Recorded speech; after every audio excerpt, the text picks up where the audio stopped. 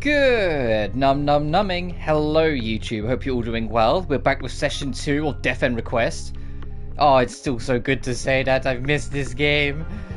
Last time we left off, we basically got our rundown of all the lore and go-hows and whatnots of everything going on with the premise of the story. It was very, very cutscene heavy, and we didn't even stream for that long because it's boiling hot and I don't want to stream for the hottest hour of the day, and it's still pretty warm right now. In fact, it's still pretty damn hot. That storm is supposed to have kind of barely manifested, it feels like. It is a smidge cooler today, but it's still not much better, so we'll see how we go. But today we are probably going to get to do more gameplay, but we do have other stuff we need to do first. Like, we're going to hang out at camp for a second because there's things to do, and you can see there's an exclamation point on R2 to reality in the top right. We are going to do that in time, but first we're going to rest at camp because you can usually talk to people during this. Also, Rapuka's here because, you know, DLC.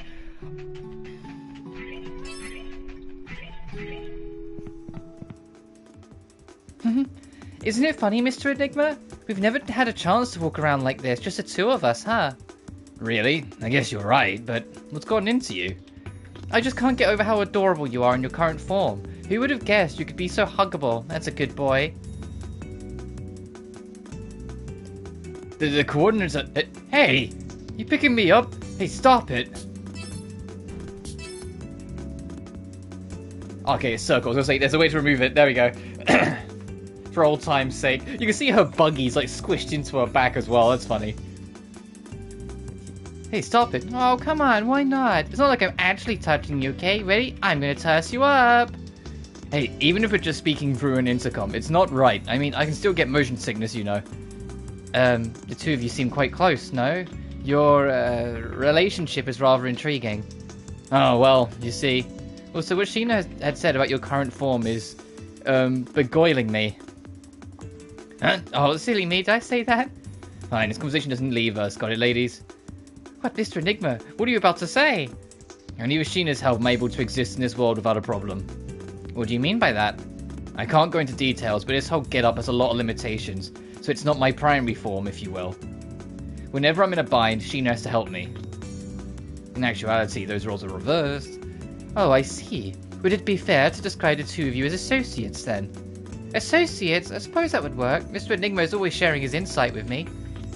Amazing. How touching. Isn't it wonderful there's someone supporting you that can support in return? Indeed. That's why I consider myself lucky for knowing Sheena. Mr. Enigma, well, right back at you. Two of you are really close. Alright, it's like she brought it. I might look like a bear, but you can think of me as something of a parent to her. Parents? Right, is that so? You're more playful than parents usually are with their children.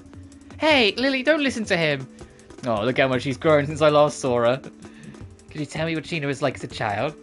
Sure thing. I'll need to brush up on the old photo album, but maybe one day. Mr. Enigma, enough of the dad jokes already. Mr. Nashi, is she really an NPC? What do you mean? I have a hard time believing that an AI could be as responsive or observant as she is. Oh, the tick! I was like, wait a minute. It's because I have like 7 save files, and can you tell every single time I've done this, I've not said you're overthinking it. It evolved.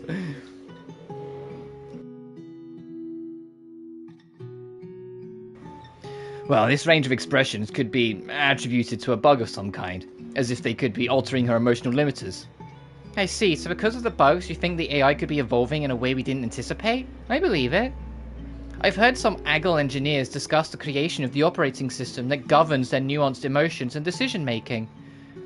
Who'd ever think that we could witness actual brain processes inside of an AI game? We could make an even better game with this someday. Let's not get ahead of ourselves, but the idea of developing a new title is exciting. I'd like to work on that project if it ever comes. Thank you. Well, I'm going to keep my eye on Lily for now.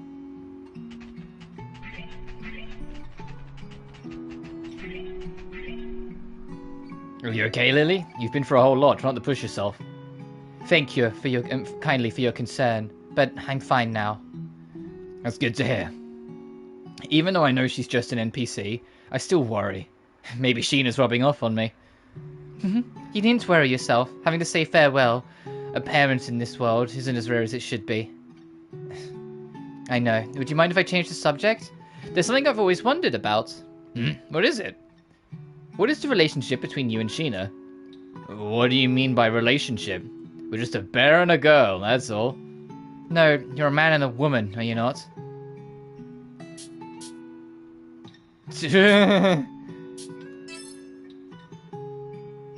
Not at all. We're just a bear and a girl. Certainly nothing more than that.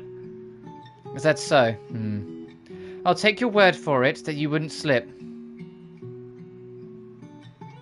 Now then. Slip then, sorry. I was got distracted for a second. How unfortunate. Actually, there's something that shouldn't happen.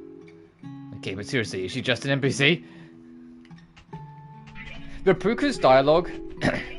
Talking to her now, it won't make much sense on a live stream. I'm going to wait until I cover her ending. Because I will try to do that at the end. How might I be of service, right? Oh, a quest. Subjugate. They can just say beat. Kuchi's. You called. Take a gander at the goods on display. Lower attack, but better mage attack. Yeah, I'll get Is this okay? both of Thank these. God, they're so expensive. God, some of these... I'm looking at this and I'm just like, man, I forgot. Were you interested in selling some items? Oh, the questable items we're not selling, by the way, because these are DLC. There's a DLC pack, which I just end up cleaning up everything, and that's why we have 99 of everything. I'm not selling these because it's cheating, in my opinion. How might I be of... But the Panacea and the Elf's Tonic are must-haves. Stock up on them. Be careful out there. I know I kind of bend the rules at will of what I consider cheating and what I don't, but yeah, I count that as cheating, so I'm not going to do it.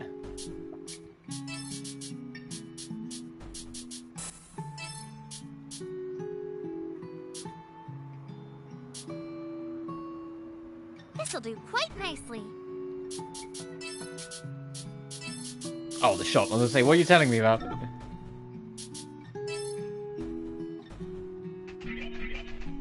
If you go to walk away, so you can end camp here, but I think if you go to walk away, it also ends it, yeah. I'll sit this one out. Oh, I just realized how... Lily's health is, not what it should be.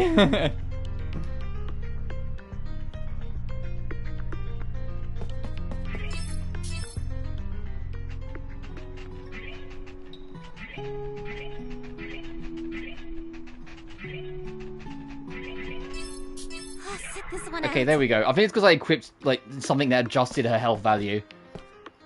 But I was like, hang on a minute, we rested at camp. What's going on? But, did you enjoy that gameplay? Well, it's gone now. The arms of the clock are pointing to 6:45 AM. The sky was turning white from dawn, and I could see a beam of sunlight peeking through the curtains. Aggle Inc. had ordered an immediate halt on development of the VR MMORPG, World's Odyssey, which meant that its servers were deactivated. But I discovered that Shiina Ninomiya, the game's director who had been missing for a year, was stuck inside of it. I immediately called Sumika Tokiwa. Hello, this is Tokiwa. Tokiwa, it's me. I found her. Shiina, the girl who went missing. I finally found her. Hey, Aggle Inc. and totally not Steve Jobs. Yeah, right? Also, I hope you're doing well, dude. Sorry I can't come to the phone at the moment, but please leave a message at the beep. Tokiwa, it's me, Mizunashi. I discovered Ninomiya's whereabouts. Call me as soon as you hear this message. Ugh. Next voice for Arata. Well, I wanted to give Arata not just my standard voice, but at the same time, he's not the deepest son of a bitch. So I didn't want to go too deep. I'm doing alright, enjoying Daybreak technically again. Yeah, fair enough. Oh, I should show Lydia the updated character model for Lily, to see if any other NPCs had the same alterations made. Pigtails, huh? She looks more like a Harajuku girl than a princess. Should be your standard. Nah, I like mixing it up. Some characters deserve my standard voice, but nah, Arata, I don't mind doing that. Mizunashi, remember Lily's original design? I remember her hair being far more primed and blonde, a style befitting a queen. We keep talking about it, but it never happens. It's more on my time. I'm always too busy with shit. Oh yeah, huh. Well, I don't remember the details of every single NPC we've made. Lily's current design is cute, but the fact that she's changed so much throws me off. Do you think this has something to do with the bugs?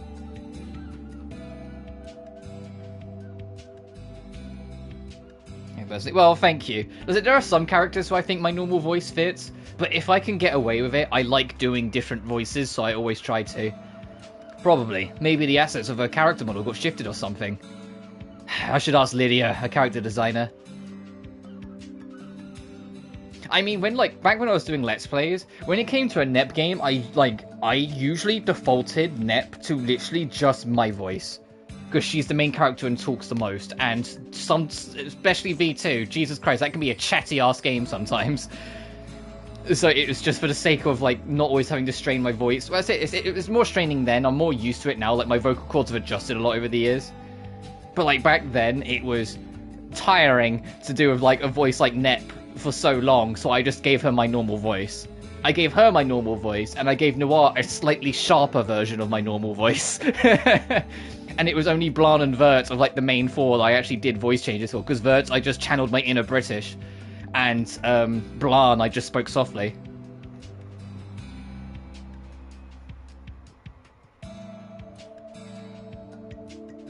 No, thanks. My voice badly. Yeah, I don't push it. I don't overdo it. I say that I have a couple times, but I know when to give it a rest. Just give Lydia a call too. I hope she's still awake. It's a good thing that the Metal Gear Solid games are always entirely voiced, because if there was one that wasn't, oh boy. Yeah.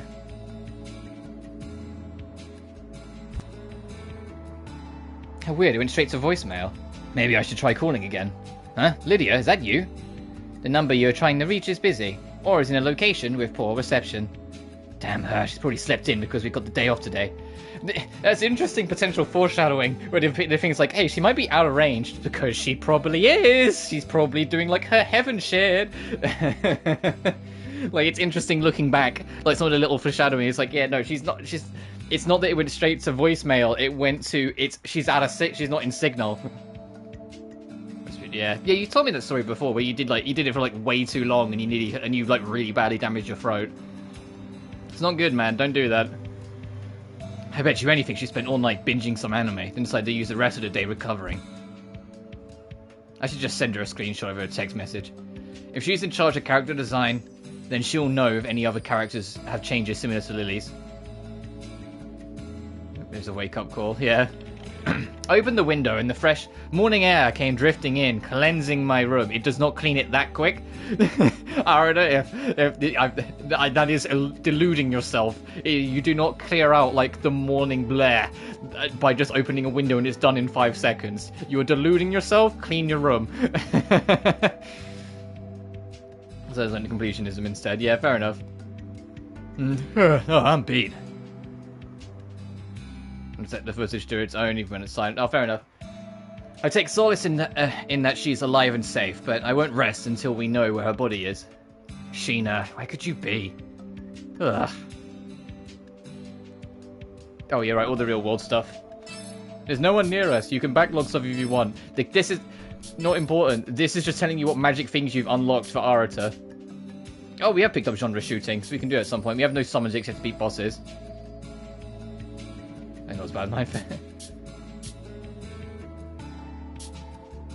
The genre mode, it's wild because I don't think 90% of the genre options that you unlock aren't good, and then you just get platforming and it allows you to one loop any boss in the game, because you can just, if you're just decent at correcting your jump after every bounce, you're fine.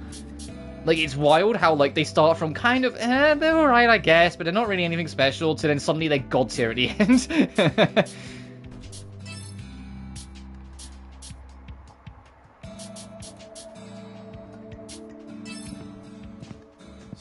7:30, huh? Oh, hey, voice cutscene. Last time I came into work this early.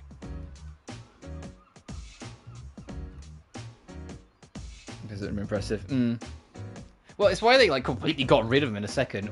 Ignoring the fact that it kind of wouldn't have made sense for it to be in the second game. You know, how can you simulate when it's like in reality?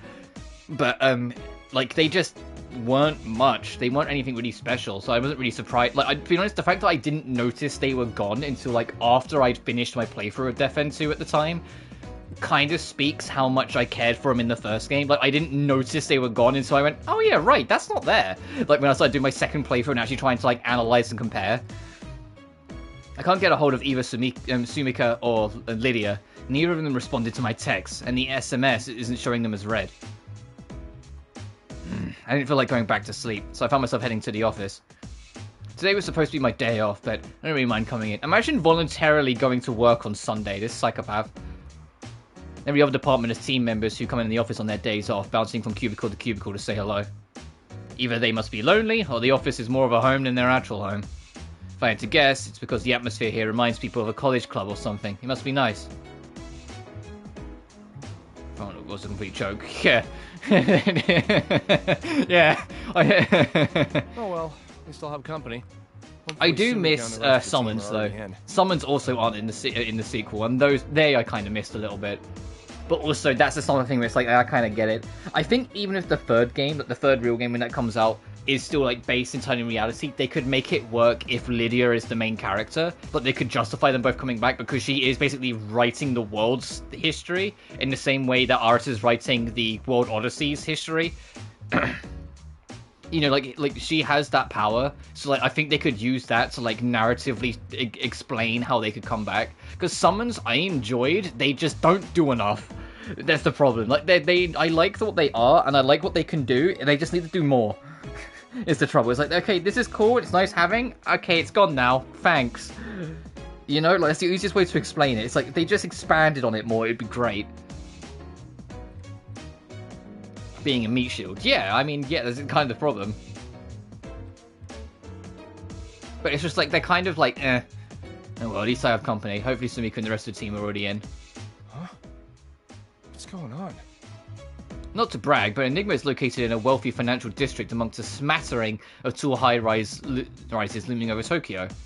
Our company only has staff of 30 people, and yet we've got this fancy building right beside my stop at the train station. Our CEO is a wizard programmer who made his fortune in the gaming industry before founding Enigma. He played it smart by choosing not to have our company expand too quickly, opting instead to invest in a great work environment for his staff.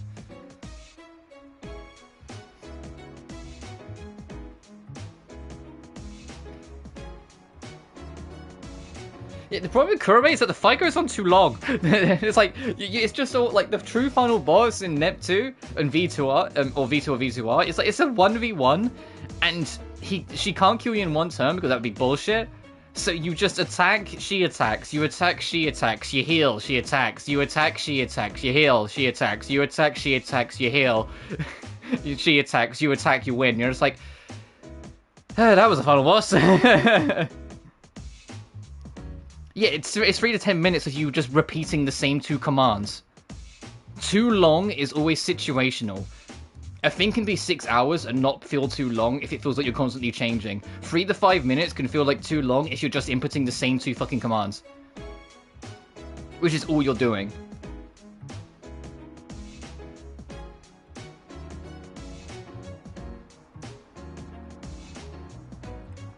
When I face a boss I expect DMC Virgil, that's on you for comparing to the highest echelon. Not everything can do Capcom, and considering Devil May Cry was made by, you know, fighting game devs who had a fundamental understanding of frame-perfect mechanics and systems that they could apply from their history in fighting game devs, you're not going to get that from other developers, even when they're trying, because it's a level of intricate, known understanding that just isn't a thing.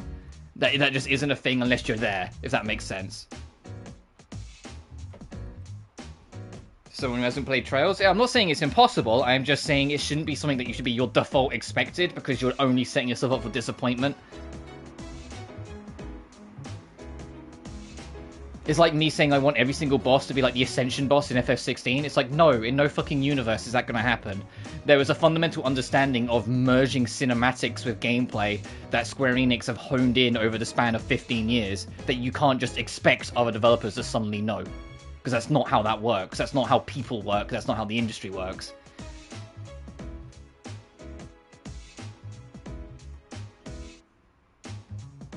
I would love more diversity in the bosses, absolutely. I'm just saying don't expect DMC Virgil because it would Firstly, it would sully the water because it would just be too much of the same. And secondly, no, the level of expertise that led to Virgil being the way he is not something you can really just replicate on a whim. That took decades of mechanical understanding brought along from fighting game, from Itsuno himself being like, you know, making like the I forget what it's called, like the school, like the rival schools from his, there it is, like from the rival school series, and bringing that knowledge directly into a third person, like a third person action game. You know what I mean? Like, it's not, it's obviously there are instances where it can happen, but that should be taken as the exception, not the rule.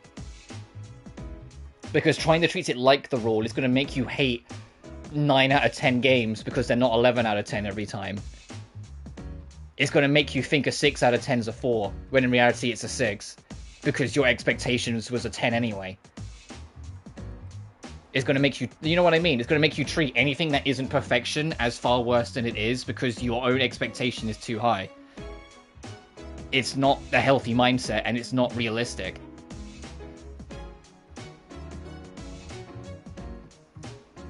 Your best bet is to always just want the best the developers can do for themselves, not what you've decided is the absolute quantum peak and everything should be that. That doesn't work. That's not nice. That's not helpful. It's not anything worthwhile. It's better to take everything on a case-by-case basis and enjoy it for what it is and critique it for what it is, not for what it isn't.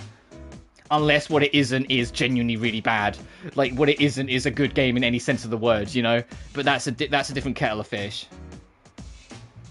Peak if you don't have high expectations. By letting things be themselves, let them surprise you in different ways, let them be the things you weren't expecting them to be. No one expected Devil May Cry 5 story to be about healing a family together. They expected it to just be another showdown between Dante and Virgil. And people loved the fact that the story took that direction, because no one expected it. It was better because it went that direction. They could have easily just made it, oh, Virgil's back, go fight him, and then you kill him at the end, oh, whoopsie doodles. And it would have been, yeah, that was a fun Devil May Cry affair. And that would have been the end of it. Yeah, I don't want to be DMC3 Virgil. If you have high expectations, you know, been DMC Virgil. That's not how DMC3 went. Everyone was hoping DMC3 would just be playable after DMC2 was a fucking train wreck. That was the only expectation people had for 3. The fact that it ended up being fucking fantastic was a completely different, completely different results than people were expecting. No one expected 3 to be good after 2, because people hated 2, and the proof is in the pudding that 3 is still the worst selling Devil May Cry game in the series, unfortunately. Outside of the reboot, but then no one wanted to get in the reboot anyway. No one expected shit from 3. They were just hoping it'd be playable because people were holding on to the glimmer that 1 was fun, so maybe one day get another Devil May Cry game that's alright. Or, to be more blunt, most of the sales of DMC3 were just random kids that saw the box art, had no idea what Devil May Cry as a franchise was, just saw the box art on the shelf and asked it for their birthday or Christmas. That's where most of the sales came from. Kids who didn't know anything. Who had no expectation. They just saw a cool box art and went, I want to play that game. And then because it was the original DMC3 in the US, they got their ass kicked, the game defaulted to hard mode.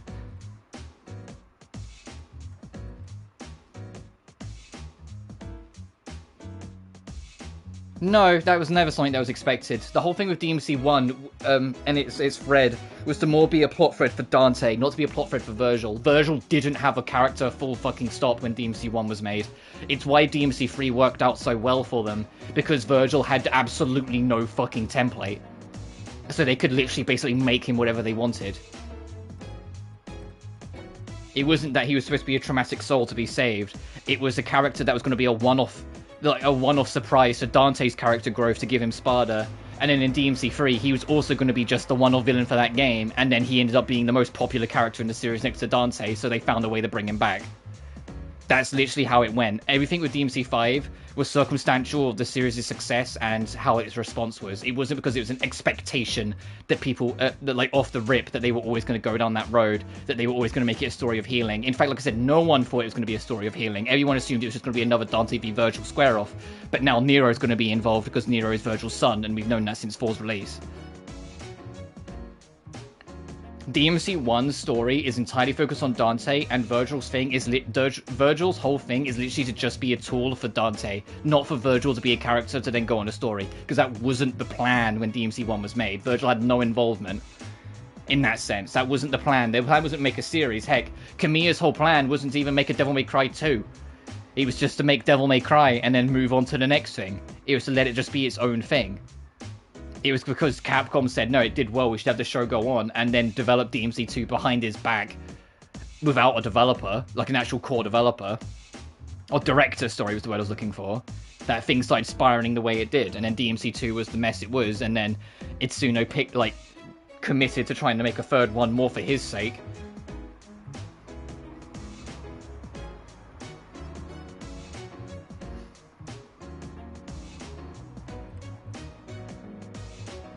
My point is, though, to get back on topic, having an exact high expectation. Having high expectations for a franchise you love, I get it. Everyone's fans of things and you always want the best. I know, because it always makes you hold it to a high pedigree. Having a hyper-precise expectation that it will be that thing, whatever it may be, like DMC3 Virgil Final Boss and whatnot, that genuinely is just unhealthy, because every single development team in the world has different processes, different mindsets, different people with different feelings on how projects should go, different levels of experience, different histories and what they got them to that point.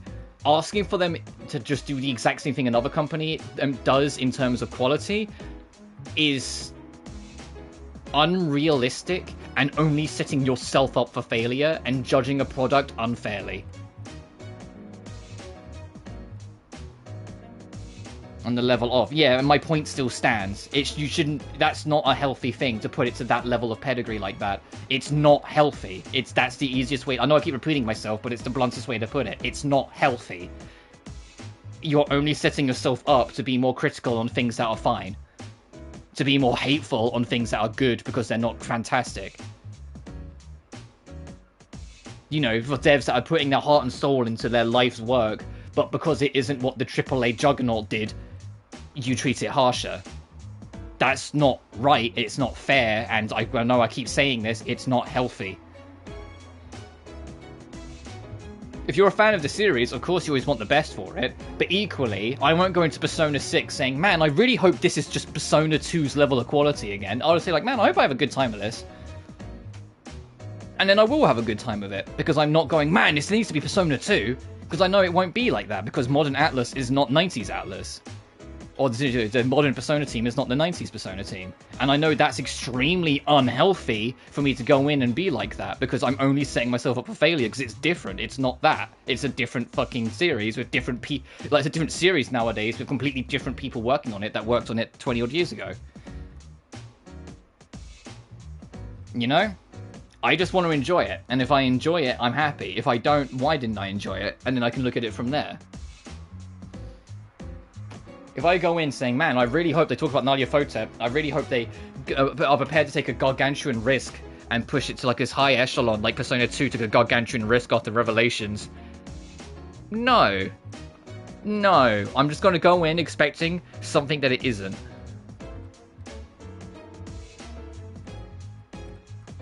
See, it does not mean writing skill changes. Hey, do you know what individual writing talent means?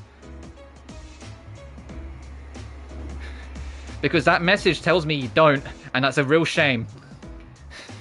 I know you do, but you wouldn't have written that. One person can change in a writing team of 10 people, and the entire dynamic of how the writing works will change. You can have a team, you can have like a small group of 3 writers from a wide group to 50 writers. If one person changes, you will notice the dynamic in the writing of the final product has changed, because it's a different mind with different experiencing influencing the overall picture. So yeah, after 20 to 25, approaching 30 years, a new writing team does lead me to treating future Atlas releases, or like the broaden writing, future releases of other companies as just their own thing.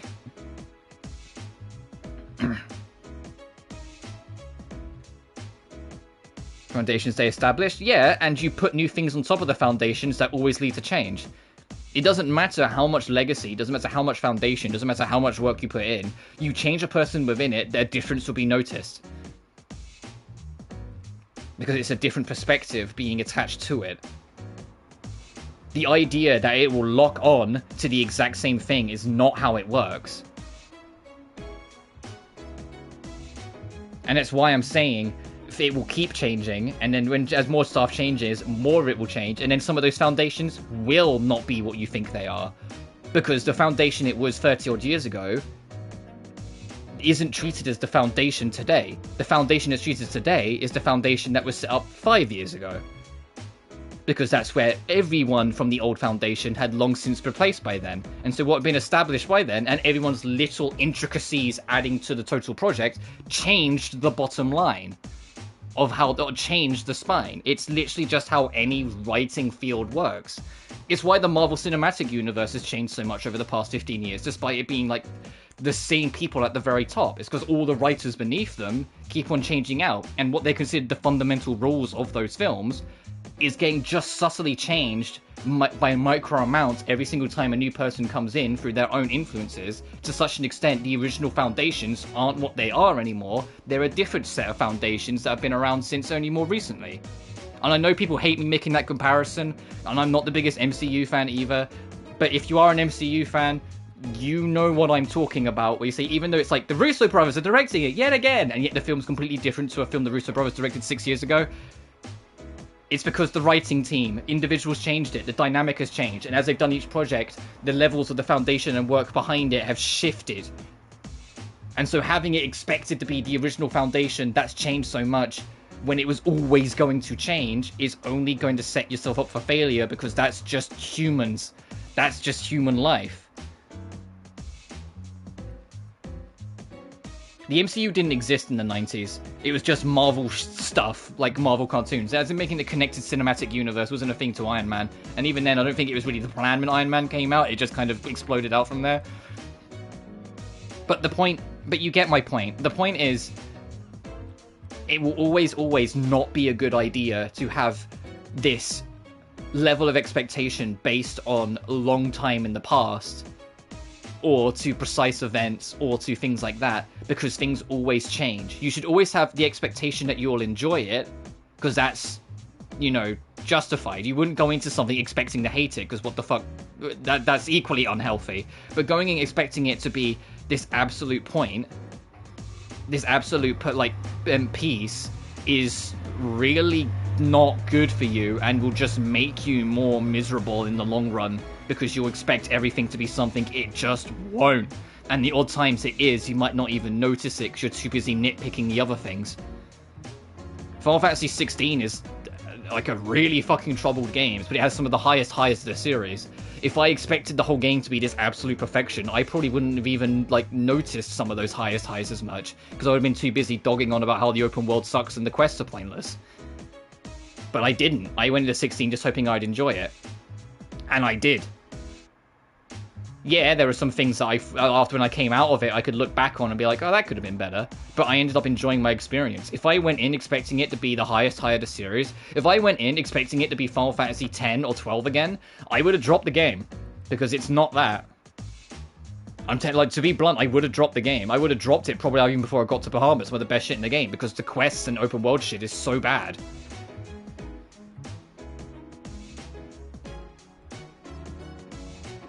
But this topic, I've spent enough time on this topic. I do want to actually do some gameplay today of Death End Request. That sounds like a fun idea, so I'm going to move this ahead a little more. His philosophy is best summed up as an elite environment for an elite team. Sorry, no. We've got no room to complain about it. It's an ideal commute, and there's even a giant shopping mall nearby. It's nice to see a company logo on one of the swankiest... Oh, I forgot that was a built word. Do people still say swanky in 2024? Do they even still say it when this game came out in 2018? Because I don't think they did. Buildings in town when I enter. Today, however, my normal commute was interrupted by the sight of what appears to be news reporters and cameras. Did I miss something? Changing subject, you know what will be funny? And I know people will hate it, but that's why I'll find it funny. Because I'm the sort of person that can look at shit that's only a little, as long as it's not like super cringe, but like a little cringe, but just kind of see the comedic value in it.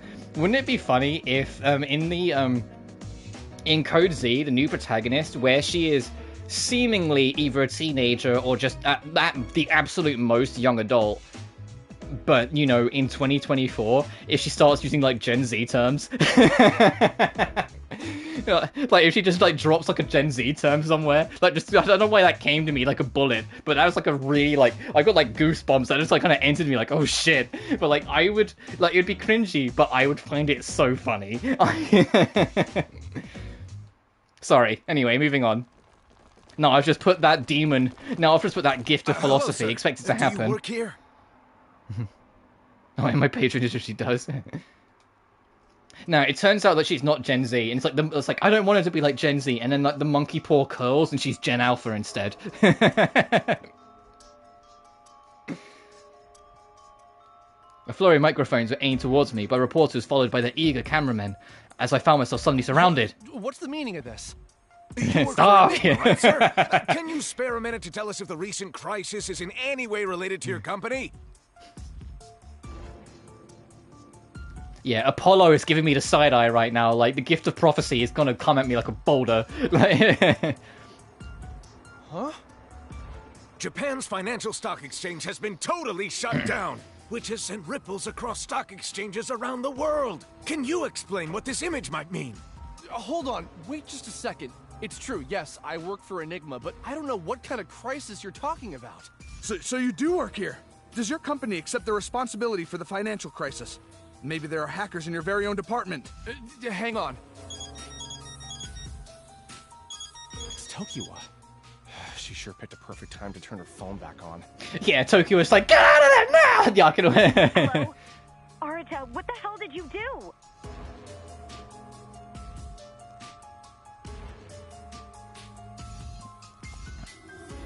I mean, yeah, you are, but honestly, it's just lingual changes. It happens all the time. There's new, especially with like I sound like an old man, but like the dawn of the internet and the rise of the international communications and there's new terms and new words that like kids are making up, and then it just sticks every day. And it was also a thing even in like older generations. It just wasn't as obvious. But there are countless words that have been used and are like natural in lingual like dialects for like 80 years plus that aren't in the dictionary because they're not real words. We just are so used to referring to them. It's like terms. Like there are generations of kids that do not understand what people are talking about when they say, "Oh, the monkey paw curls." You know, when I made that joke a minute ago. Because that's just a generational thing.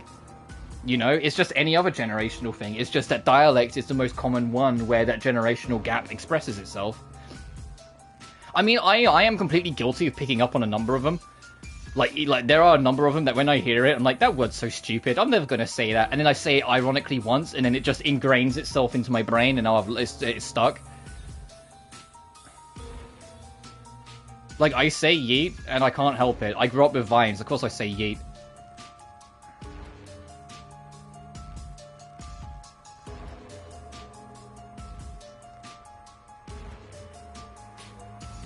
But it's just one of those things where it's just like... you just carry on, you know? It's like, I don't know how else to really put it. It's just like, it's always going to happen. You can't stop it. Every generation's going to do it. And those Gen Alphas are going to grow up, see the Gen... what they're going to call it? The Gen Betas? Oh, that would be funny. The Gen Bs, or whatever they call the next gen afterwards. And they will have their own terms. And some of them they might find funny, in the same way I find some funny. But there'll be others that they sit there and go, what the fuck? Like, I have negative interest in Skibbity Toilet, but I know it's like a hard thing with some of the kids. And I just sit there and go, yeah, fill your boots, kid, whatever. And I don't really give it another thought. It's just, I think that's obviously it's each their own, but it's just what does it matter? You're not going to stop it. People are always going to do their thing.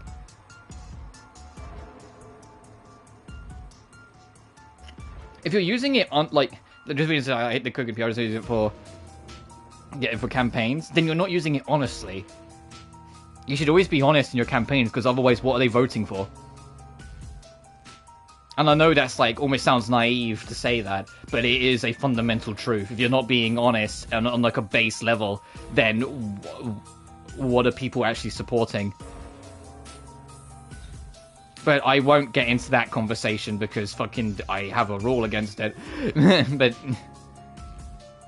Not you two. What do you mean? and I've been in this what I one did? cutscene for like what feels like 20 minutes. Breaking news. We just got an update on the mysterious cyber younger attack that audiences? has put financial Yeah, for institutions for worldwide something you don't in completely total believe meltdown in. Since this morning.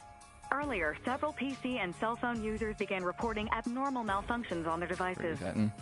Many users reported having opened an email. I say from an cook. anonymous I say a source lot. with I probably say link it too of much for my vicious own good. strain of malware. But but that was Nearly another all word that I PC used users report ironically total too system many shutdowns, times that it but the became true extent of the unironic. malware's effect has yet to be uncovered. Businesses throughout Sort of all thing. of Japan have been temporarily closed as a result of the total computer. But it's also for me, vehicle, I and genuinely find it market funny failure. when someone like says something completely stupid and like all the comments are just he didn't cook shit, he's burning the kitchen. It's just like like it's such a roundabout way of saying your opinion is pure shit, don't speak again. But this is what was making like a comedic spin on it that I'm just like I can't not find it funny every time. Like I can't help it. It's such a nice spin of just saying your opinion is trash.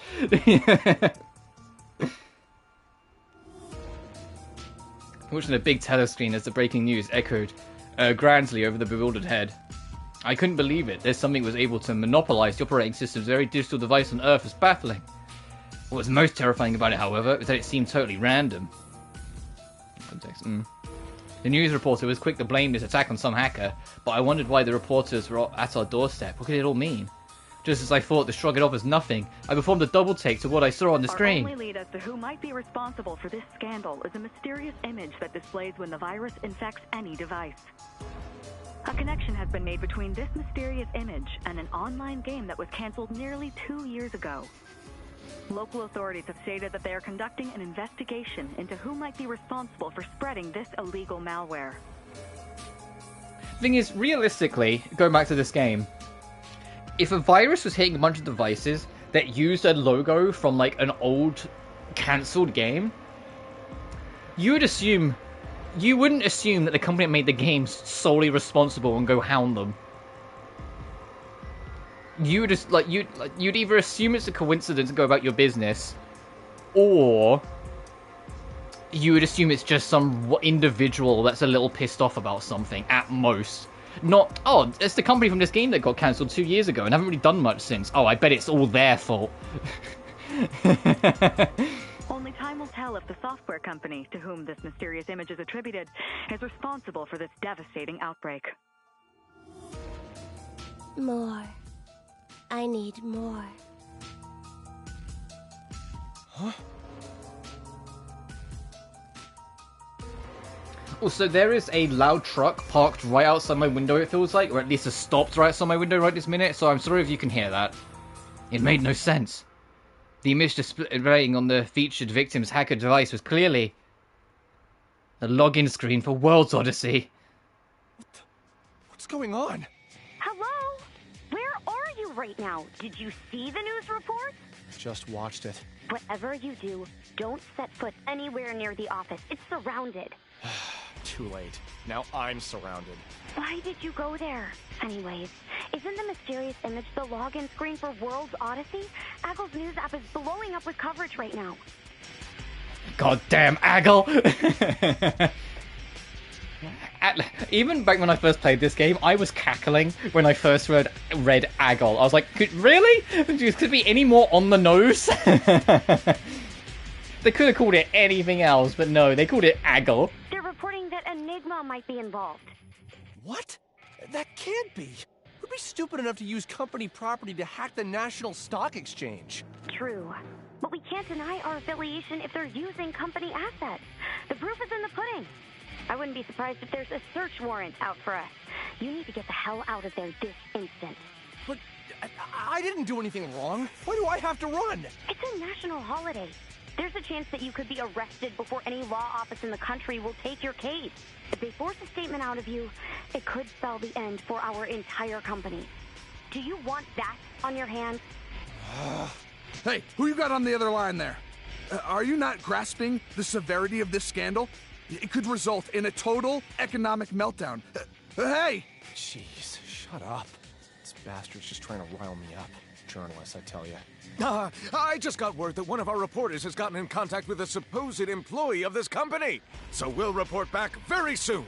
Hurry up and get out of there. I'll call you again later. Got it. Oh, hey, wait! Just a minute. Please, sir. We need a statement from you. Government leaders worldwide are expressing extreme and unanimous discontent towards the culprit of this cyber attack. Our country has no tolerance for criminals who resort to cyber terrorism. Whoever they are will be charged to the fullest extent. I urge the responsible parties to heed my warning. We will find you, and you will be imprisoned. Turn yourselves in.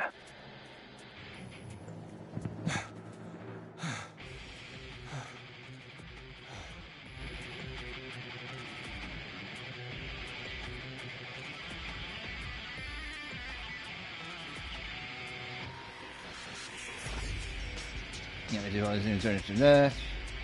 I can hear it, but I don't get it, man. I think you're...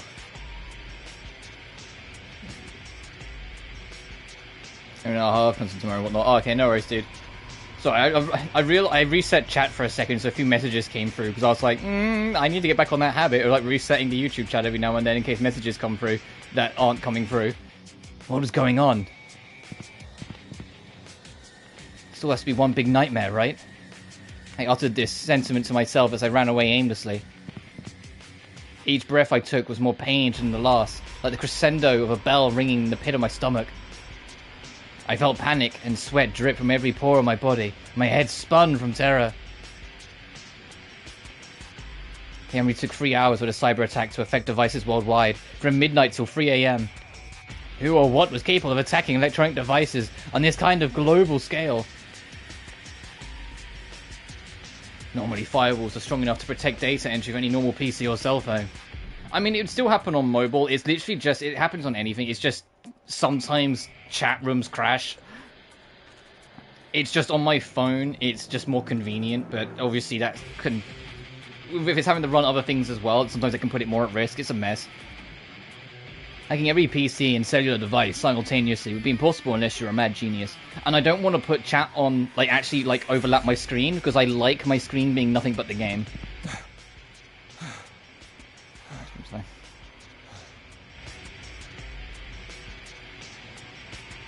You never get that problem. Yeah, then lucky you. I think the only thing I'd ever do is that if I have, I was considering that if I ever get like a proper PC setup going, having a PNG tuber, not a VTuber, like an actual moving thing, literally just like a little chibi version of like me tucked in the corner of the screen that's like dimmed out, and when I speak it lights up and opens its mouth, and like that's it, like a literal PNG tuber. But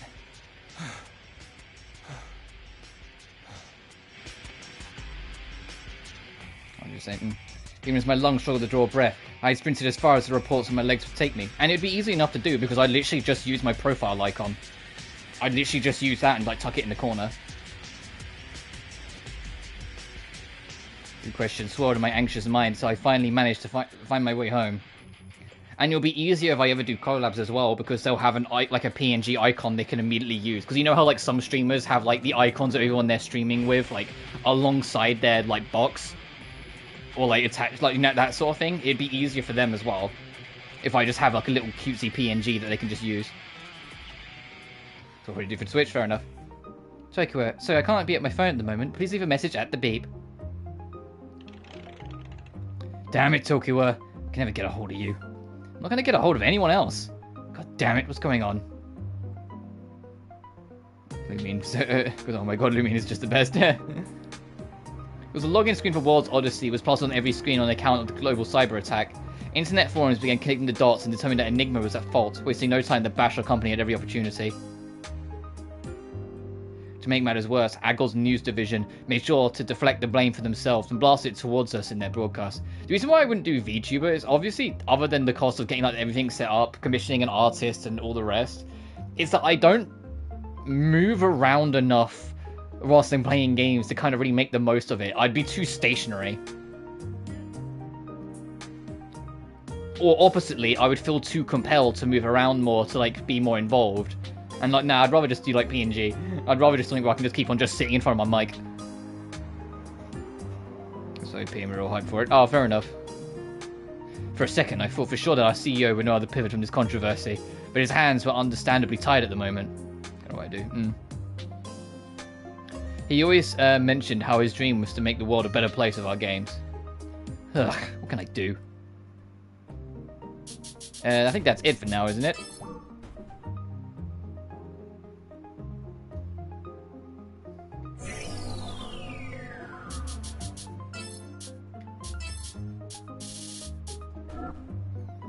YouTubing because Richard is a pain to set up. I mean, I'm sure it's fantastic once you do, and if you are like a more expressive or bouncy person, it's great because now you got something that like people can still see what you're doing to an extent, especially if it's a 3D one that has like proper like body tracking.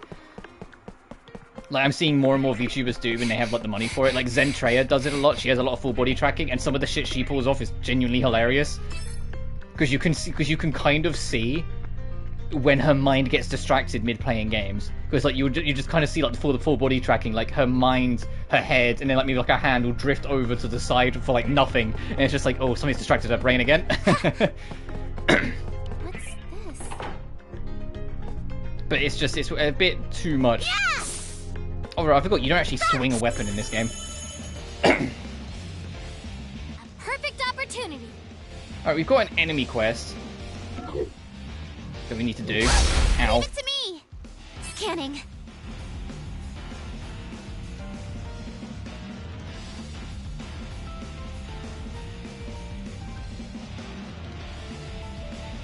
Oh, I don't think it's any of you. I think it starts with an E.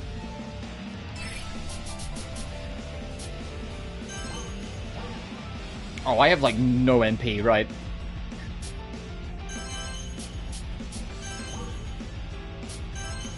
%8 chance? Oh. 3% chance? Oh. Okay, we need to actually level up.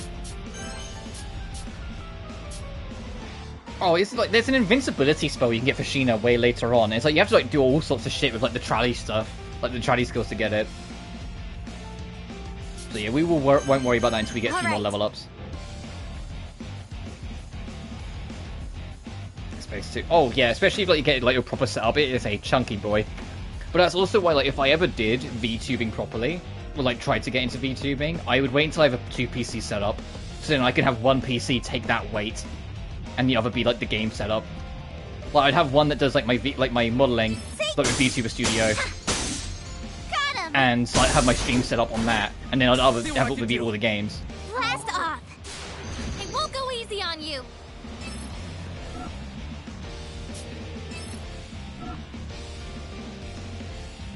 Oh, I can show these off. I end up using code jacking more often because code jacking can have some crazy results, but I can show this off quickly. When there's at least 50% of the field bugs destroyed, you can use this. Give them hell. Firing off. And you can go into different genres. Oh, I forgot how awful this controls. Oh god.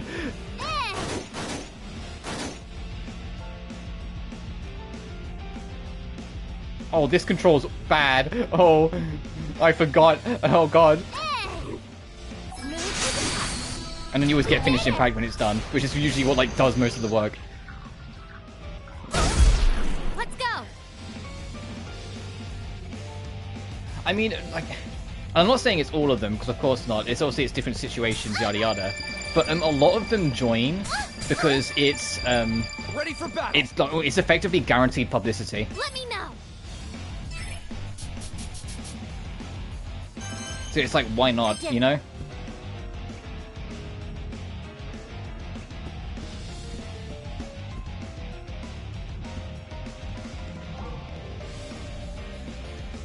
Oh wait, that's a recovery skill. Whoops. I was like, why isn't it hitting the enemy? I did it. Yeah. Time for liftoff. I mean, ultimately, everyone's trying to like find their way through, so it's just business be business. A lot more are joining VSojo than Hololive though, because Hololive comes with a lot of work.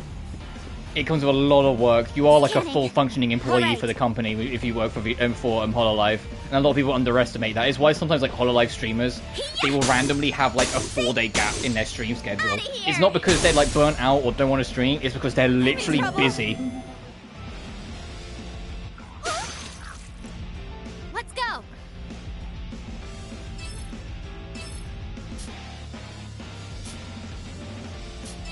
Check in me. My turn. Oh, you're already corrupted, so I don't think we can do that anymore. All right. I've got your power. Like, 'cause, you know, they have to do their voices for like the weekly slice of life anime thing that they do. They have to do. Well, we hit that fucking 3%. Are you insane? We got invincibility already? Are you okay? But that was like 3 or 4%. How the fuck did we hit that? Are you kidding me? Why can't I have that luck all the time?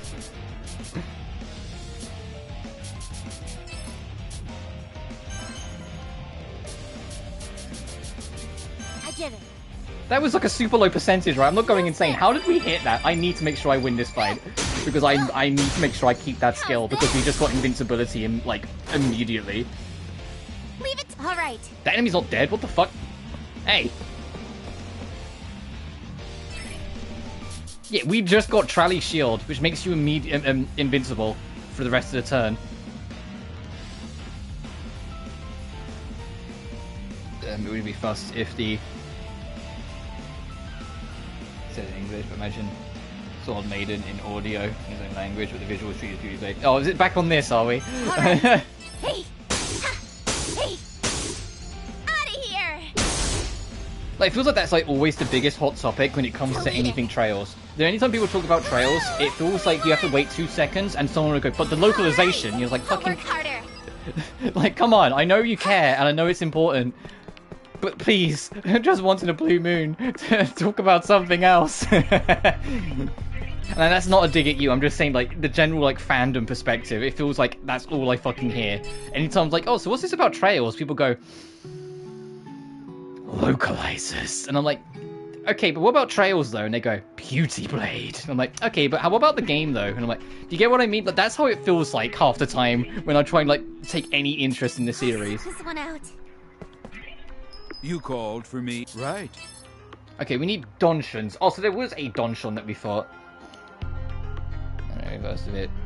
You called because like I said, when I get to it, I will call it what the dub calls it, and I won't really give it another thought. If they say Beauty Blade, I'll say Beauty Blade. But that's just me, because I'm not that sort of person. I really like it's very rare for localizations and whatnot to ever like bother me. Because and to be fair, there's a lot of situations that I genuinely, and this might be sacrilegious, but it's about as sacrilegious as saying you like dubs in the 90s. There are some situations where I genuinely think the localization is just better than a direct translation. Even if they do change things. Obviously, it's situational, and obviously there are absolutely circumstances where you look at the localization, you go, what the fuck happened here? I mean, Samurai Maiden, as much as I love that game, literally had a patch that changed the localization because there's so many fuck-ups. But, you know, like, but you get what I mean. But it's like, it's just like it's just a thing for me that I don't really think about and don't really worry about, unless it's like egregious. Like, the only time a localization has bothered me recently was I went through SMT2, but SMT2, for those who don't know, never got an official Western release. So I'm playing a fan patch, and the fan patch added like an extra line of dialogue for the sake of context, like right near the end of the game. But the problem is they inadvertently ended up making a major character in the game come across really fucking dumb. Leave it to me. And it's like, I criticized it because it was a fan translation, and I was like, come on, that was like adding your own spice because you, as the fan translator, feared people wouldn't get it.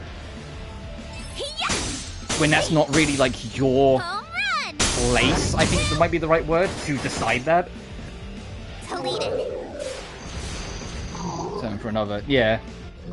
Like that was the only one because they make Satan seem like an idiot because they add an extra line that ends up implying that he only, after the whole world destroyed, started to cotton on that maybe God isn't good.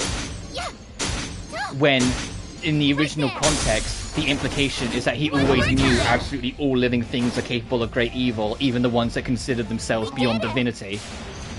and he is just the ultimate harbinger of judgment on those beings, regardless of what level of divinity or power they are. So him to suddenly say, it is clear that you have only now turned your back on humanity, it's like, you destroyed the fucking planet! It's like, you fucking idiot, what do you mean? So, yeah. In SMT2, Satan is the absolute judge of all things divine, including the judgment of God. If he judges you poorly, he removes you from the equation. And they kind of like, the fan translation adds an extra line of dialogue to give context to the player, but inadvertently makes him come across way dumber. That he only just then realized that God is evil, and it's like, fucking Satan? No! It's like I genuinely believe that the fan dub could have just not added that line, and it wouldn't have like negatively impacted in any sense. But it really came across, at least to me, also I don't know the fan translator, that he just wasn't sure. That maybe he felt that like people wouldn't get it, or wouldn't realize what like the whole point of his character is, so added that extra line.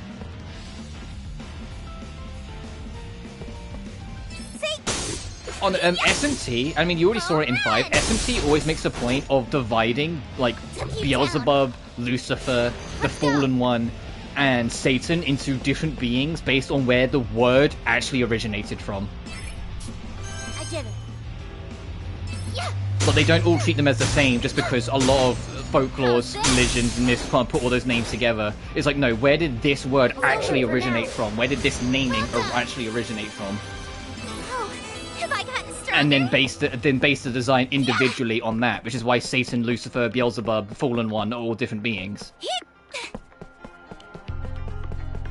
It's in the same way that there's two versions of Jesus, because there's actual Jesus and then there's Agony in SMT. But Agony hasn't been in the game in fucking a very long time, because I think they know it wouldn't sit right with people nowadays to have a demon that's based on Jesus, but they never forgave the people because there's actual mythology about that idea.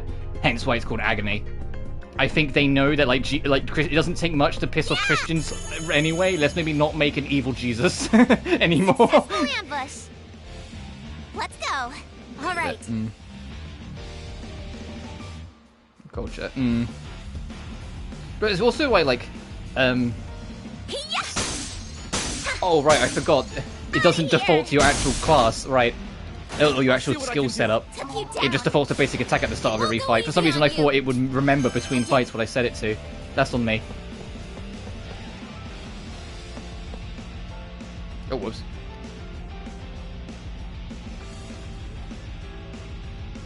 Where's the West?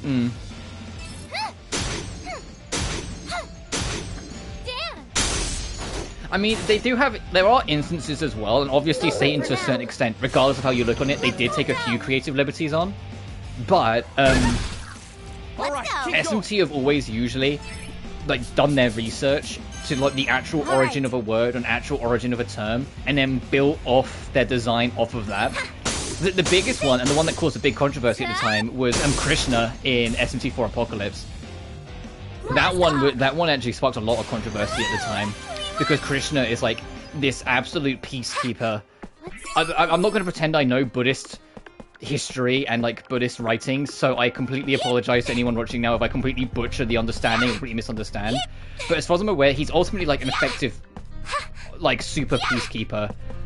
There's not a bad bone in his body, all that thing. So Apocalypse made him the main villain, and it's just that kind of didn't sit well with some people at the time. And it was, at the time when I played it, I was just it's just whatever. But people at the time were upset. But then SMT always just kind of does its own thing. It almost takes pride in the fact that it's gotten to do whatever it wants. It's not Buddhist, it's Hindu. Well, shit.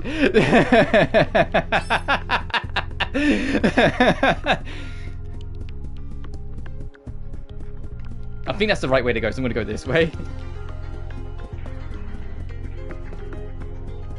Is there a way to bring up the map? I forgot. There is. I'm sure there's a button for it.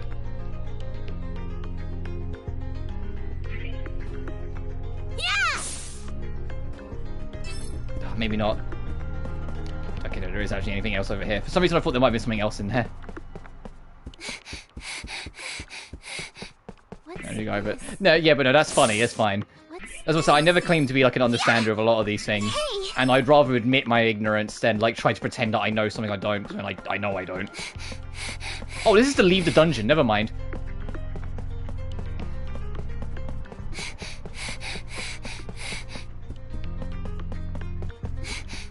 But you get what I mean. It's like that caused upset at the time. It wasn't like the biggest controversy in the world because honestly, if we're being real, Pokemon took the bullet that SMT probably deserved when it comes to like religious people being annoyed at a franchise that has heavy themes of evolution in it.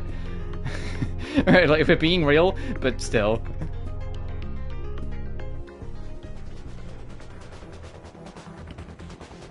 Because I think the only, like, in the 90s, I think the only SMT-related thing to make it out of Japan was, like, Last Bible and Jack Bros. And even then, Last Bible wasn't called Last Bible when it came out in the rest. They changed the names. It's like Devil something.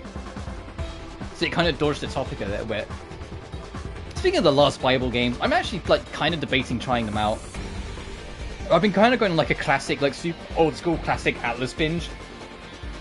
Like, so because I did SMT1 and like working on SMT2 and whatnot, and like just kind of enjoying some of their super olds. I'm kind of debating doing the Last Bible trilogy in my spare time as well. I know a lot of people say Last Bible 1 and 2 aren't good, and Last Bible 3 is great, so you might as well skip to that, but I still want to try 1 and 2 for like the sake of it.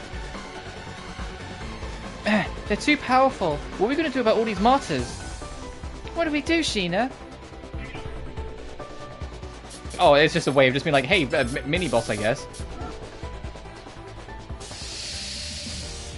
Oh yeah, mini boss. I'm coming for you. Let's go. But I only have 49 SP, and I have a skill that makes me invincible, but it costs like 6 times the amount of SP I have.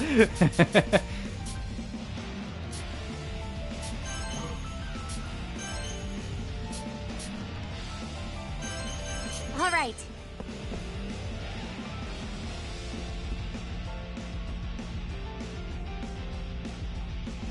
Just gonna make the point to reset chat. There we go. Got him. Let's go.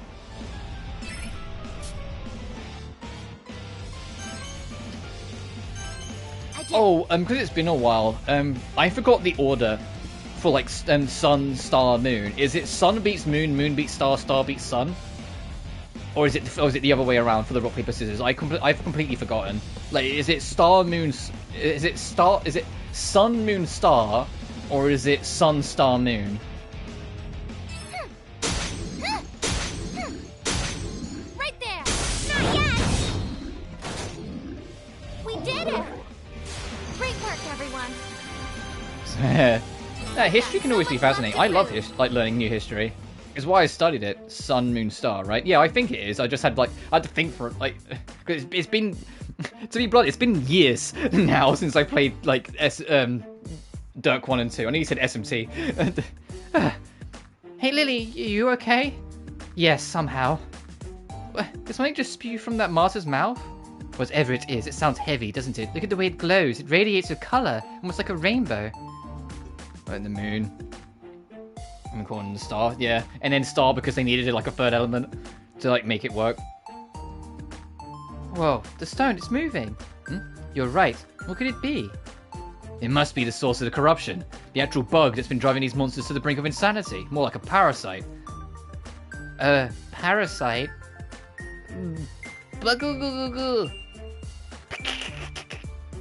Huh? What's the matter, little one? Bugger! Something's wrong. It's the parasite. They're staring at it. Oh. Your star is its own sun. True. They immediately bolted over to the parasite and began feasting upon it. Hey, don't do that. Wait a minute. I've seen this before.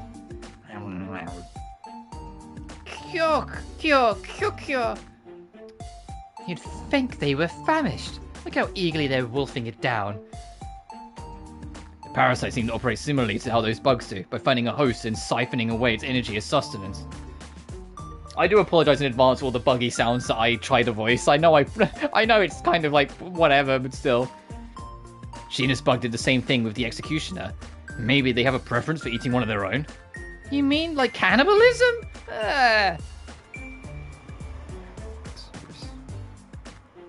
Yeah, true. Right, but don't you remember, Sheena? It wasn't until after your Atoma bug ate the execution that you transformed, thereby powering you up. No, in fact, I barely remember anything about that day. All I knew was that I started feeling a massive stomach ache, and before I realized it, the enemy was gone. I watched that unfold. It was a tantalizing display. You looked beautiful back there, Sheena. Oh, really? Yes, I found myself entranced by how gorgeous your attire was. She was wearing nothing, basically, Lily. Just say what you mean. But she's in glitch form. She's wearing basically nothing. Say what you mean, Lily. Don't sugarcoat it. You were always stunning, of course, but this was no exception. But Sheena was wearing nothing. I can't get myself to utter those words aloud. How can I possibly tell her that the image of her half-naked body is burned into my mind? It's like, oh, you look gorgeous in your new attire. You should wear it more often. She was basically naked. Yes.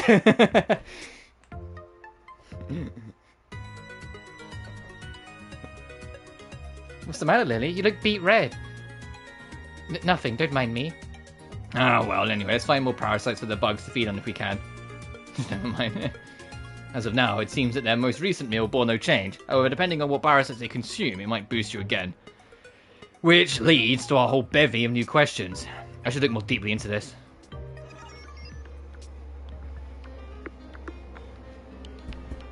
Right, so this is later.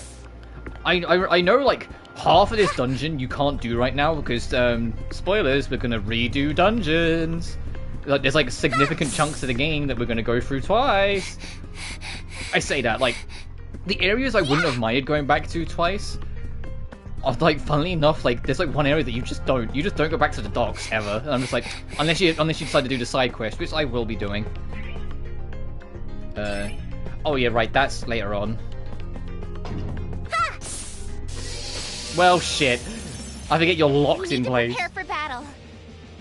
Leave it to me. I'm wrong. She is a little sheltered, but no, she's she's still a little horny when it suits. Yeah, I'm gonna aim you at you. I know I should be paying more attention to the corruption level, so I don't like bonk enemies into the corruption too much, because that's why the fluffy guys keep on like corrupting, because their corruption is like pretty high by default. Yeah, it's that Narada's gonna corrupt next turn. So it needs to die this turn. I get it.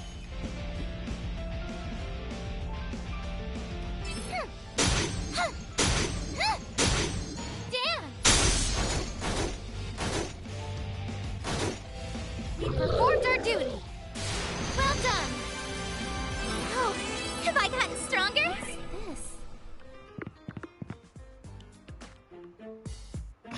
What's this? Yeah.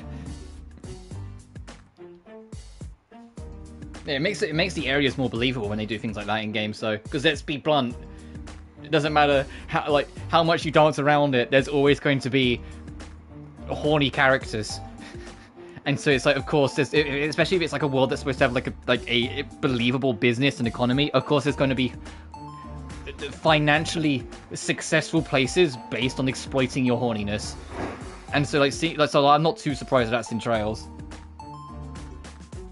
Is this painting real? My word, look at the attention to detail, it's extraordinary. This isn't a painting, it's called a photograph. The image is burned onto a roll of film. Film? Photograph? What are these things you speak of? I've never heard of them before. You found a photo? Ah, you startled me. No, sorry, Lily. Wait, how did you find this? Sheena, give it here. Okay. This is somewhere outdoors. Whose photo is this? I feel like I've seen it before. There seems to be an odd-looking monument arranged throughout this image. Might this be the work of a royal sculptor? Oh, that's called a slide. Wait, isn't this Yamabushi Park? Say, I'm willing for her to be adventurous. Yamabushi Park? Well, I mean, it's clear as well in Dirk 2, like, if you decide to invite Lily over, like, in that part of the story, that, like, she still is, like mega head over heels for Sheena. Yeah, it's like kind of place they talk about in urban legends of being haunted. How would a foot of a park exist on this side? What, is that true? Afraid so. In fact, the one who showed me the photo, is pretty famous. Oh, yeah, right. I forgot she's kind of like a cult.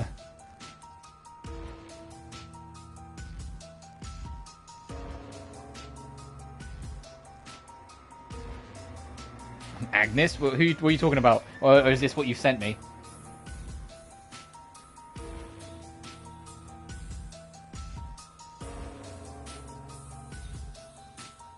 Oh, now I've got to do reading.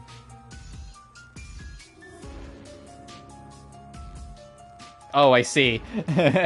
She's allured. Yeah. See, there's a shadow behind the slide. Creepy woman lurking in a kimono. Ah! What's going on? Just throw the picture away! Why would you even say that? Are you alright? Lady, Mr. Enigma is bullying me! What? You call that bullying? Sheena's so adorable. Don't worry about a thing. I'm right here. There's nothing to be afraid about. Thanks, Lily. That's so sweet of you. I like Mr. Enigma over here. Hey, I wasn't trying to spook you out. Just pointing out how strange it is that a photo from an old ghost story would somehow generate in World Odyssey, you know? Generate? Uh-oh, we're speaking too openly in front of Lily. Well, for starters, everything you're saying is whizzing far above my head, but the term technology alone fascinates me. Yeah, of course, I find it fascinating too. Only artists from where I'm born can use it. Amazing, don't you think? Quite. I cannot help but marvel at this portrait. It takes my breath away. Perhaps it is this technology. If this technology were to reach artists, then I'd be able to speak with my father whenever I wanted to. That was it, yeah. Lily. My apologies. I was feeling overly sentimental. No, don't apologize, Lily. It's natural for you to express worry about this. About the king. Let's see what we can do to save him. Thank you, Sheena. Minazashi. What do you make of this photo? Well, it's difficult to say. Images like that don't just appear in-game. This is far too specific to have been a random bug or something. Sorry, we're gonna... If I ever cover Alan Wake, this is gonna be a fun topic we're gonna revisit. Images from the real world just appearing in the game, because Alan Wake 2, like, thrives off of that. It thrives off of just putting actual real-life footage or actual real-life images in front of you and saying, what are you gonna do, bitch? You really think this is all just a video game? We're trying to talk to you. I want to play some of Remedy's games on stream at some point. The problem is that almost all of them have copyrighted music, so it'd be a nightmare. Because Alan Wake 1, like, most of the soundtrack is copyrighted. Control, take control. That song I know is copyrighted as shit. And I know Herald of Darkness, that song that plays somewhere in Alan Wake 2 is also, like, official and, like, copyrighted in that sense. Like, it'd be a nightmare, but I would love to cover some of those games at some point. The Blacklight Districts? Yeah, because fan service. But no, I get what you mean. Well, it's difficult to say. Images like that don't just appear in-game. It's far too specific to a random bug or something. At the moment, there's not enough information for us to explain how this could happen. I think the sun's peeking up on my side. I'm going to do a bit of digging to see how the photo got here. Maybe, just maybe, you'll provide some clue as to how we can find where your body is too. Thank you so much, Mizunashi. I'm counting on you. Leave it to me. The ghost photo! And then at some point we can go back to reality and do that. Oh, it's worth mentioning, for those who aren't used to this game, if you, like, find the visual novel stuff not that interesting, this game might tire you because there is a lot of it. Obviously, we already saw in Stream 1 that, like, the opening was very chat-heavy, but it's required at several points in the story for you to go into reality, and reality is nothing but, Alright. visual novel stuff.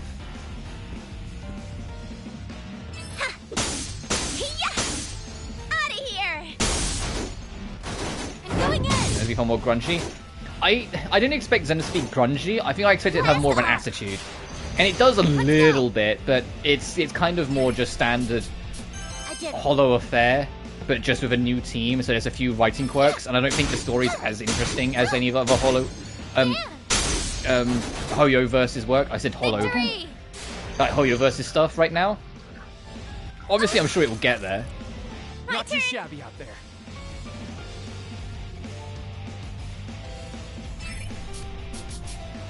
Alright.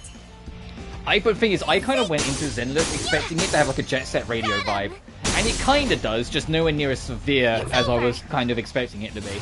Oh, Victor!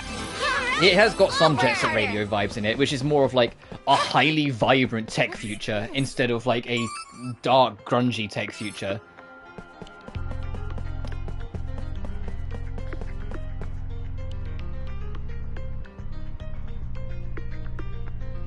I love it, yeah.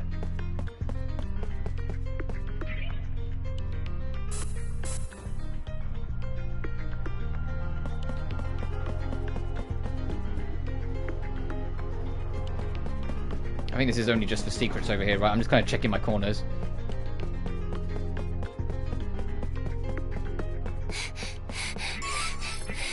I think this is a key. Found it. Yep. I'm actually having to walk this far to get to any kind of bathroom. Like, hey, okay, I'm back from the loo. Let's go back to the main office.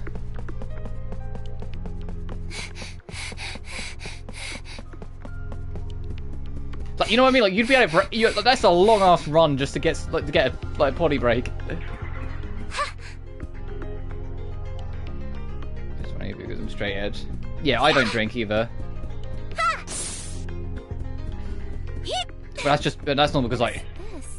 I'm being bad for you, so I just don't enjoy it, so stopped. Back when I was like 18 and 19, I did a bit, and I do have some like a couple stories out of it, but that's like about it. I just want to go back, like just want to double back and check all these doors. We know that one is because of a skill. Oh, this one's one way, okay. So yeah, we just have to proceed onwards.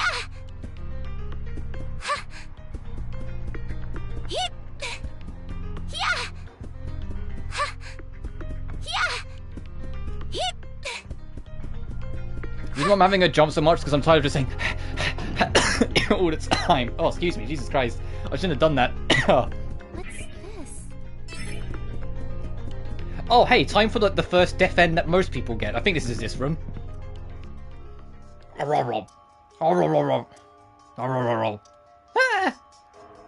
Actually, just so I can show it.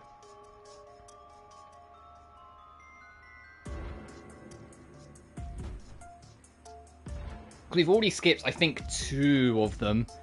Because I know it's losing the tutorial fight, and I think it's, like, the boss when, like, Sheena goes, like, glitch mode for the first time. Like when you experience that, if you lose that fight as well, I think there's a death end. So this is, like, your 3rd potential death end, but it's likely the first one you'll get.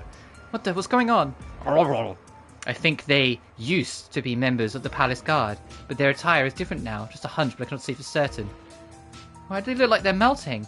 Perhaps they're being slowly consumed by the Atoma. Most victims of the Atoma become crippled, but I never could have foreseen anyone suffering a disfigurement to this degree.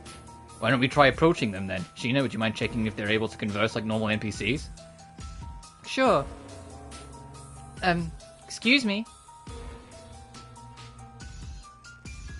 Gufu Petero Mototo Ralgad Ampa Wambo Difu no Jigashu Manuro Haba Waba Kundolo Babishka Shimpop Wifadu Ibo Mactis. It's no use, I have no idea what he's saying. At least I can get a response out of him this time. Wait, did it just... Try again. This time speak slower. Excuse me.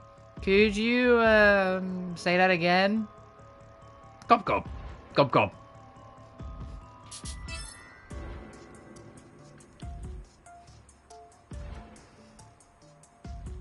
But yeah, time to show off a death end and also show off the biggest criticism I have of the death ends in this game. Let's help them! I tried saving them, but it was naive of me. Tentacles were wrapped around me, constricting me as I grasped for breath. Soon I couldn't move a muscle. And then that's your death end. Get fucked. The biggest criticism I have of the death ends of this game is that most of them are just 2 lines of dialogue. There are some that are interesting, and if I remember them, I will try and show them off. If you want to see all of them, I get to kind of, like, promote myself a little bit. I did a Let's Play of both Death End 1 and Death End 2. And in both games, I made a point of showing off every single Death End. So if you're curious what all of them are like, you watch the Let's Plays. You have to abandon them. It appears as though it's making an effort to communicate with us. Oh well, let's move on for now. Some of them are dumb. Some of them it's like, hey, this fish doesn't look healthy. And the game's like, eat it anyway? You're like, no, it'll poison me to death. Now's our chance! Alright. Alright. The ones that have CGs tied to them, I will try and show off. They're the ones that like I'm going to try and make priority on. Which includes one particular one involving Lily I alluded to last stream. But like I said, when we get to that, to be honest, I think I know what I'm going to do. When we get to that, I will, like, before we do it, issue a warning and kind of give like a brief breakdown of what you're going to see. And then just say like, hey, if you're not interested in that, come back in like 15 minutes. And then I'll just make sure like that we don't hang around on a conversation during it and we get past it at like a decent pace. So then people who are still curious can see what it is. But those who won't be comfortable with the topic because it's not the easiest topic don't have to see it. Leave it to me. All right. Yeah. See. Yeah. Got him. It's over. Oh, victory! But I will be showing off the spider one as well, so that one I'll probably give like an arachnophobic warning before that happens, because that one's kind of horrendous. When you see it and when you know what's about to start happening, it's fucking grim. But I'll give the heads up, like, when we get to that one, if you're arachnophobic, when we get to that one, I'll be like, fucking turn away now, because it gets a bit much. Go! Leave it to me! Alright. It's like one of my favorite arachnophobic sensitive like features. It was in like Lethal Company. Like recently Lethal Company. If any of you haven't seen it, if you turn, there's a mode like a accessibility mode for Lethal Company for like arachnophobia. If you turn it on, it changes all the spider enemies to just a floating word spider. It's just like just literal like New Times Roman or like the word spider, and it's just the word moving at you. And I'm like, that's such a funny way of doing the quality of like the arachnophobic support. It's just like it tells you what it is without you having to see it. Like that. How's this? It's over for now. Well done. And Lethal Company is generally a funny game. I hope when it hits 1.0 it gets a console release, because I will absolutely do streams of that game. It's so funny. Both solo and with a group. I've got a few friends that'd be up for it, so I'm trying to maybe get a group together for it, but it will generally be a blast. Especially if it's got crossplay support, even better. But we'll have to see. What's this? I just hope if they do crossplay support, they find a way to give console version like mod support. I know like some mods are like more server based, so they could make it like if you just join a server that's got the mods on, they should work. But like Lethal Company, some of the mods for Lethal Company just make the game so much more enjoyable in the little way. It's like Late Company, making it so you can join a game even after it started. That's just a really helpful mod if you've got like a friend whose internet connection isn't always the most consistent. You don't have to completely reset the moment one of you drops. Yeah! I can't miss this chance. Let's go. All right.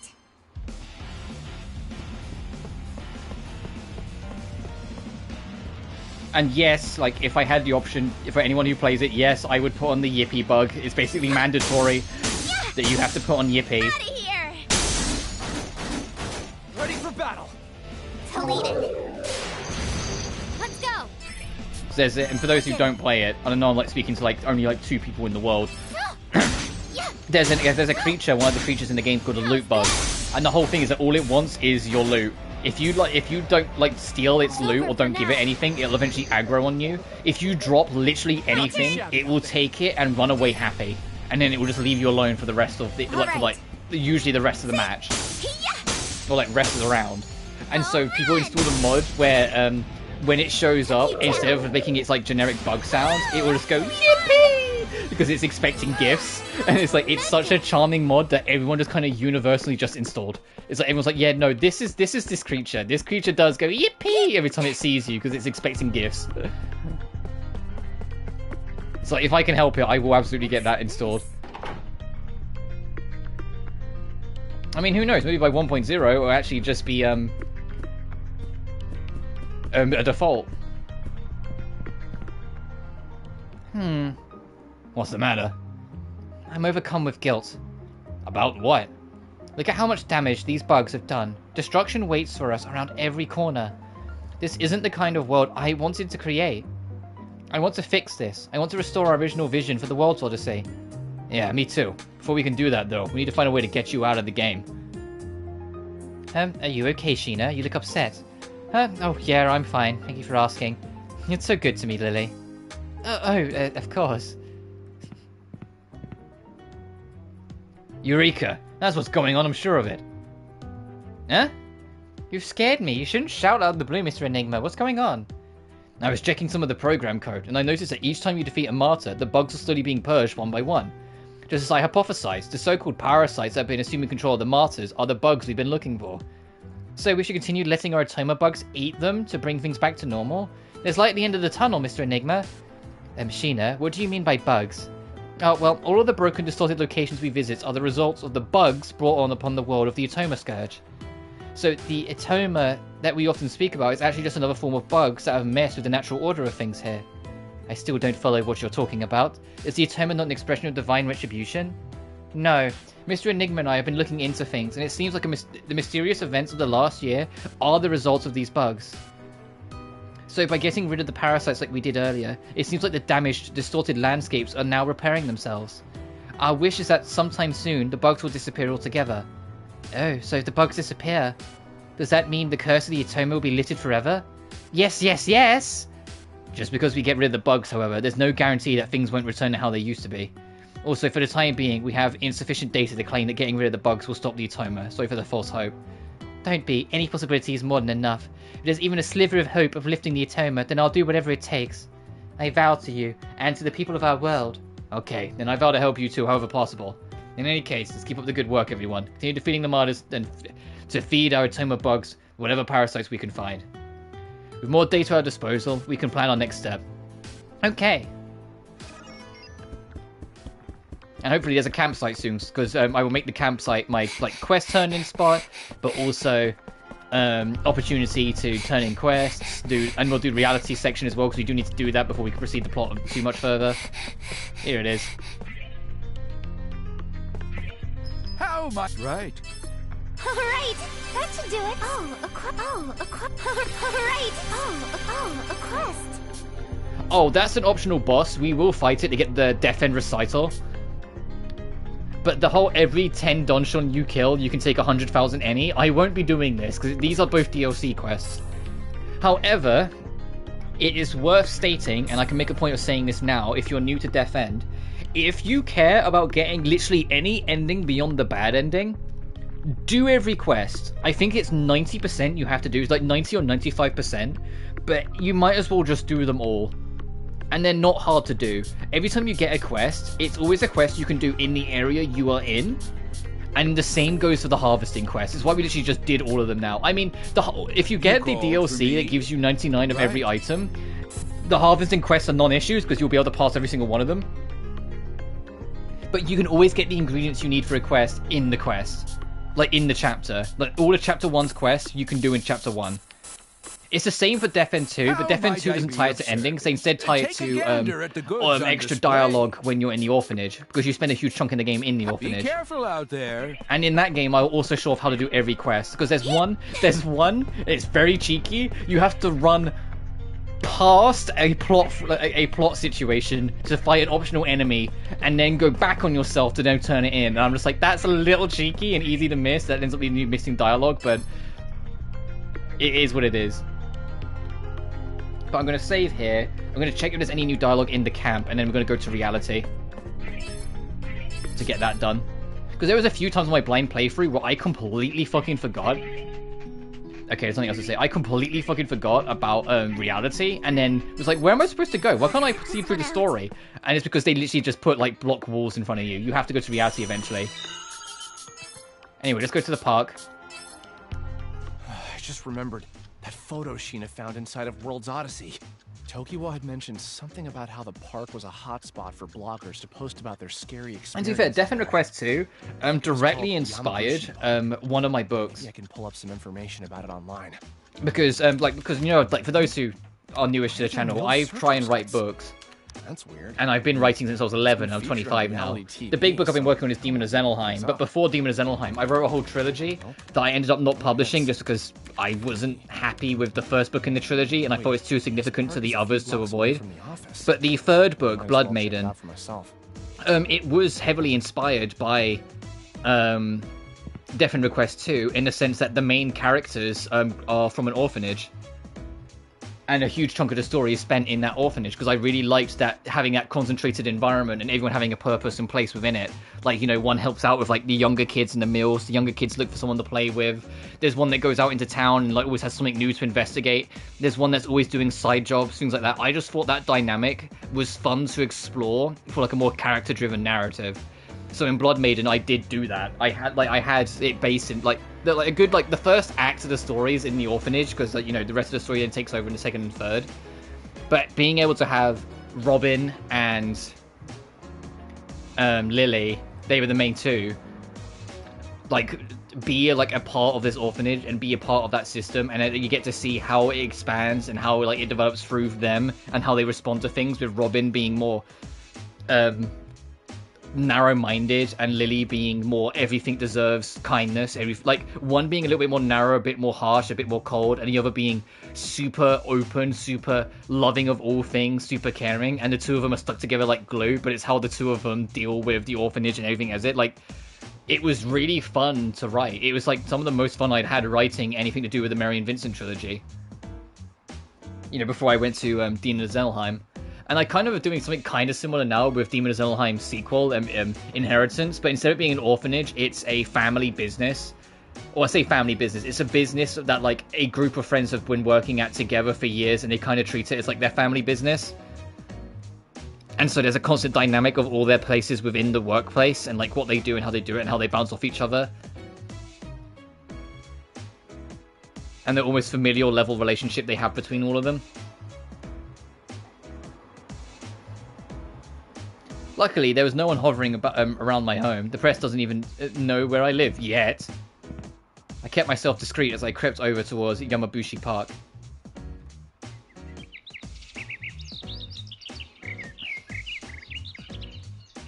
So, this is the rumored haunted spot, huh? I don't believe in ghosts, nor am I interested in proving their lack of existence. However, even for someone like me, there was something in the air, something cold, bitter, lingering in the stillness of this decrepit park. The slide matches the photo, and there should be a shadow just behind here. Just as I thought, nothing. I tried standing in different locations, trying to look back and forth at the photo in the park to make sure I was gazing from the right angle. For some reason, though, something turned in my stomach, as if there was something steering me away from recreating this haunted photo. Maybe I should go home. Oh, I forgot about this guy. Pictures too? Sorry, did I sneak up on you? Hey, Anjo. I completely forgot about you. I'm a barista at the cafe across the street. You heard of it? It's called the Night Owl. Cafe? There he was, a dorky-looking gentleman with a smile as full as his gut. His eyes glowed with kindness, and for whatever reason, I felt like I could trust him. Hi, I'm Mizunashi. Sorry for screaming. Please, it was my fault for startling you. It seems like lately, there have been swarms of people trying to take pictures of the park. I just figured you might be a horror junkie like me. Oh, well, you see, I actually was interested in taking photos of the haunted park. I see. Are you an artist or something, Mizunashi? Oh, not an artist. I do work in a creative field, though. I'm a video game programmer. Video games? That's amazing! I'd be happy to help you in any way I can. That'd be great. I was looking up some info about this park online, but would you believe it? I can't pull up a single search.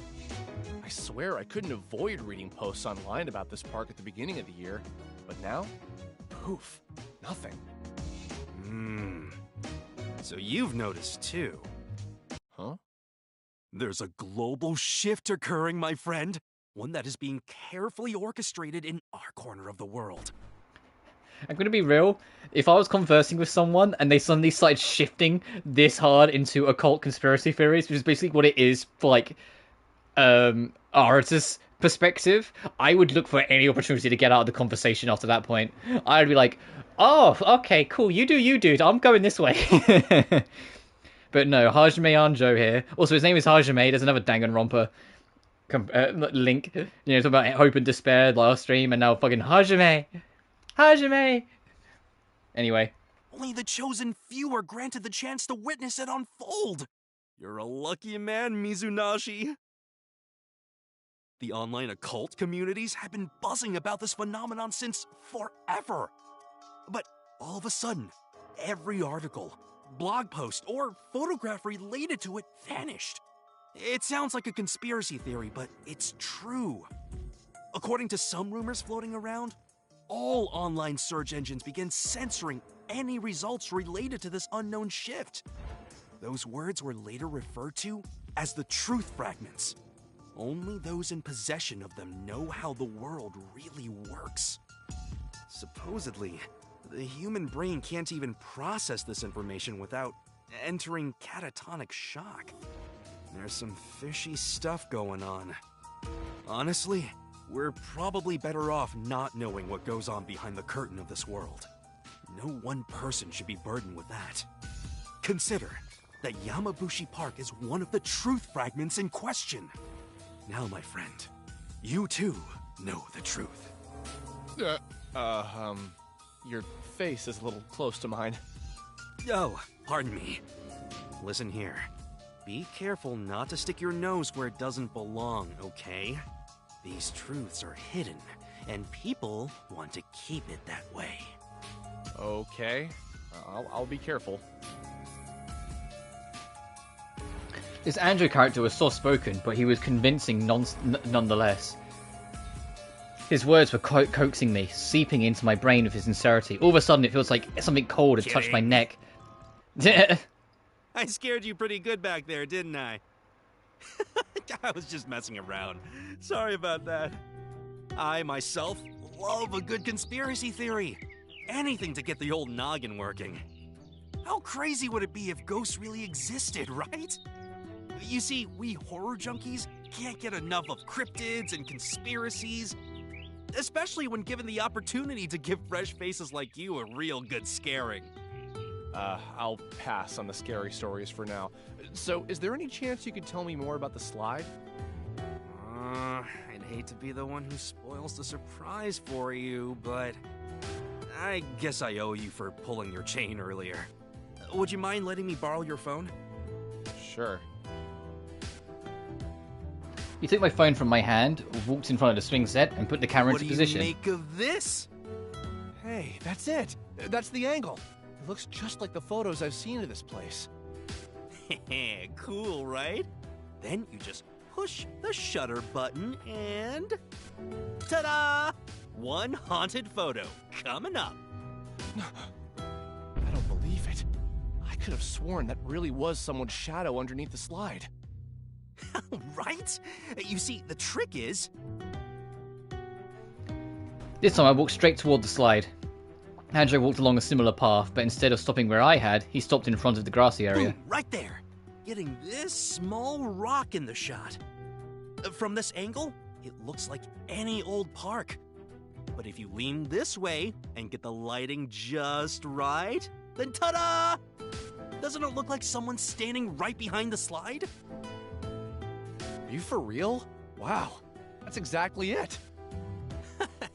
Once you know how the sausage is made, it's a bit like, really? Still neat though, right?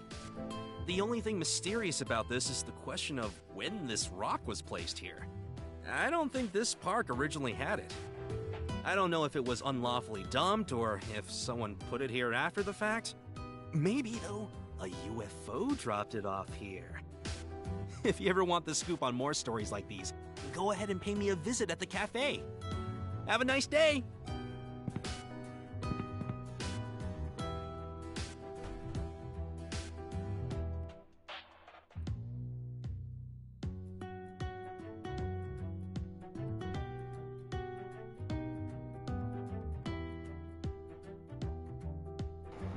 Sorry chat, I'm having snacks at the same time whilst we're going through this, because it's so chat heavy, it's like I might as well just have something to eat quickly. After he said his piece, the man walked briskly towards the cafe across the street, as a big loud bus goes down the road again. Well, that was informative. But I still have zero clue why that photo would have appeared in World's Odyssey. Nor am I any closer to finding Sheena's body. The untrained eye can see the ghost. The trained eye knows how it appears. I can't believe that the ghost was just a rock this whole time. Huh? Upon closer examination on the rock, I noticed some etchings on it. What's this? There were 3 rows of text, seemingly engraved by hand, though they were crudely written, perhaps done so in a frantic manner. The Anjo fella didn't seem to notice, but... well, I guess it wouldn't hurt to take a picture for reference. Huh? Something clicked. I'd seen a string of letters like this before, but where? It was on the tip of my tongue, but I couldn't for the life of me remember where I'd seen them before. The inability to remember was driving me batty, but I finished checking the rock and decided to head back home. Holy smokes! There's a string of text engraved in the rock. It looks just like the sections of code that I see in the bug text for World's Odyssey. Would you look at that? What the hell? It's written to the T. Before, I couldn't do anything to alter the bug text directly. If I replace that text line with this code, what'll happen?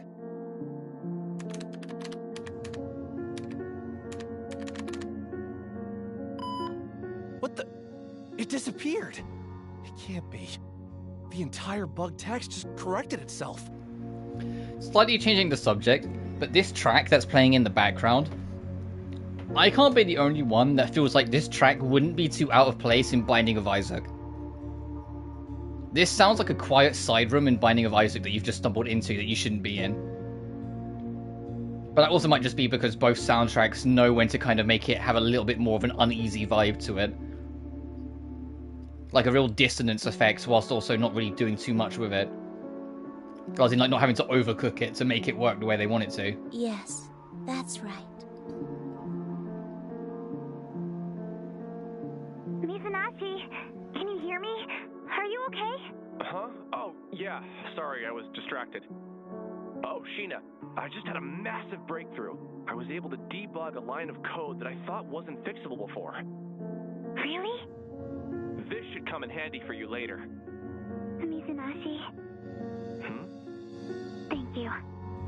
What's gotten into you? Whoa! What the? It sounded like someone was pounding on my window with enough force to shatter it open. I immediately drew the curtain back to check, and saw that the pane had been cracked. Then I poked my head out timidly to check on the veranda, but luckily nothing else had been broken. Not knowing who might have been behind this abrasive statement left me deeply unsettled. What was that? I was being submerged into some kind of desperate insanity, one I couldn't explain. As I held my head in my hands, I noticed something peculiar. It was like the window pane had been shattered into the shape of a spider's web. One thing I actually really like, speaking of the music though, is that the music hangs. When you're in the world, when you're doing like all the reality stuff, whatever track was playing at the end of the cutscene hangs back to this screen, like back into the menu. And I genuinely have always liked that detail because it lets it sit. You know, it doesn't immediately cut back to like the overworld theme or, you know, back to where you are in the main game theme. It sits on the atmosphere that it just left you with. Because what the fuck is happening with Arata, who just threw something at his window that left a spider-shaped crack in it. Also, if you look on the right, you see where it says clock and alarm, and it says 11:35, 19, 20, 21. That is the actual time right now for me. So it's kind of funny that it actually keeps track of the time in real time, because it is 11:35 right now.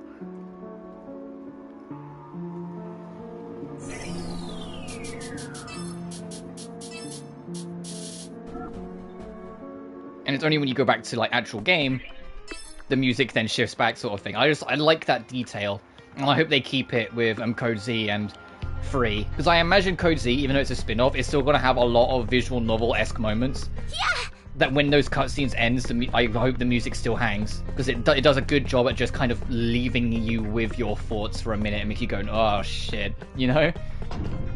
Ha! Attacking first. What happened to attacking first? Attacking first! The enemy goes first.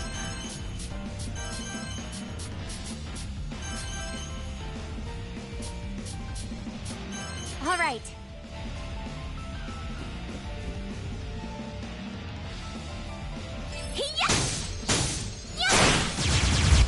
Got him. I think that's almost every. It's not every enemy in one. It is awesome.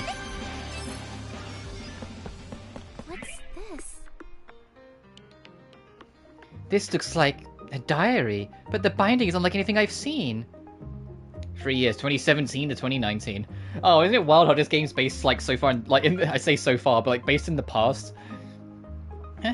It can't be. It's another like. It came around quicker than like some games, but it's another game where it's based in like pseudo modern or like very close future, and so it's funny how quickly it gets dated. My favorite one is like from when I played the original Persona 4 at launch on PS2, and that game released in 2008 and is based in 2011, and like being like, oh yeah, it's based like a couple years in the future, not that far in the future in the grand scheme. Oh, now it's only 2 years in the future. Oh, now it is 2011, and then suddenly, oh, now 2011 was a long time ago. You're like, ooh. I mean, Call of Duty Black Ops 2 is about to get hit because, they had Black Ops 2 in like I want to say that came out in 2011. And that was... Or was it 2012? One or the other. And that was based in 2025. And it's just like, ooh. Ooh, we're getting there. And it sure as shit isn't as futuristic as they thought it would be by then.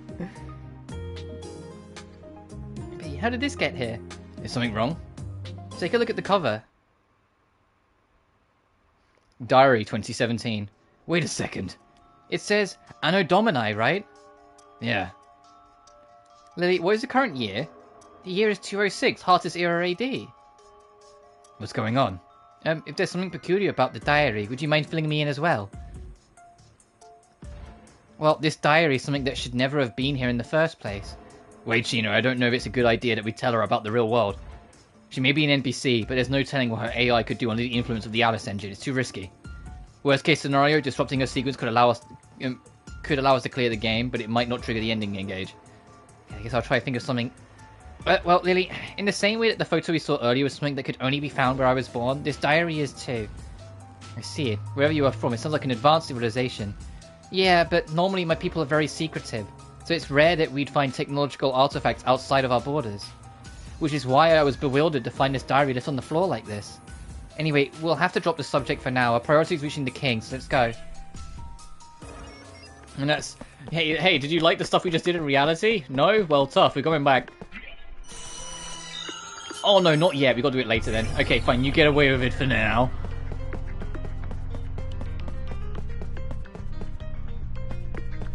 Okay, can't get that treasure right now.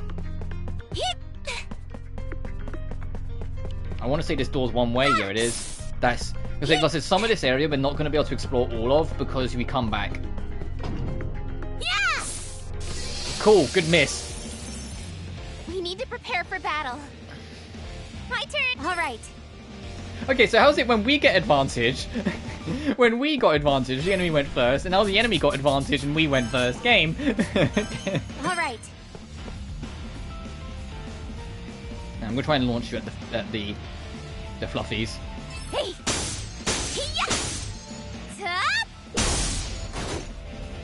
Blast off! Let's go!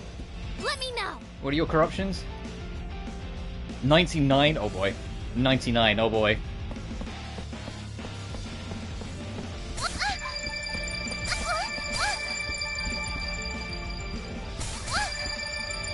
I'll see what I can do. There we go. Time to take control. Yeah, because I don't want these guys corrupting, because they're a pain in the ass when they do. And depending on what enemy it is, there are a couple enemies in the game. If they corrupt, the fight's fucking over.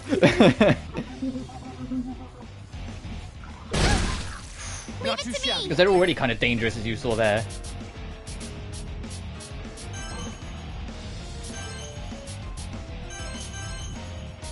All right.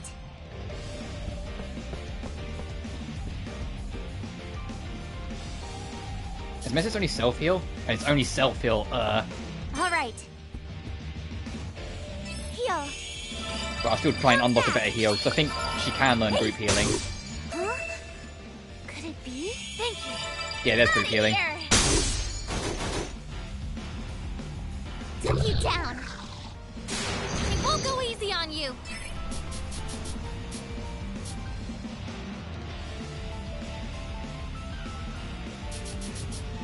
Yeah, I think it is, going back to the alignment, because she has the skill to dodge star attacks for a turn, and she's sun-based, so I think it's because she is weak to star that she has that. So I think it is sun beats moon, moon beats star, star beats sun. Because otherwise, why would she have increases chance to evade all star attribute attacks next turn?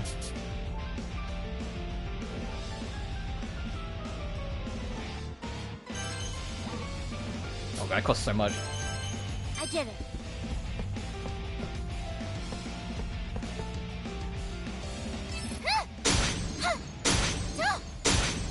Right there. One more time. We did That's it. a big guy.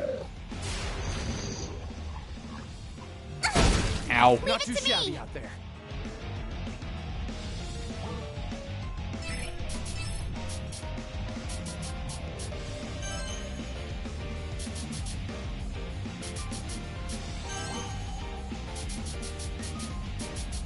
All right.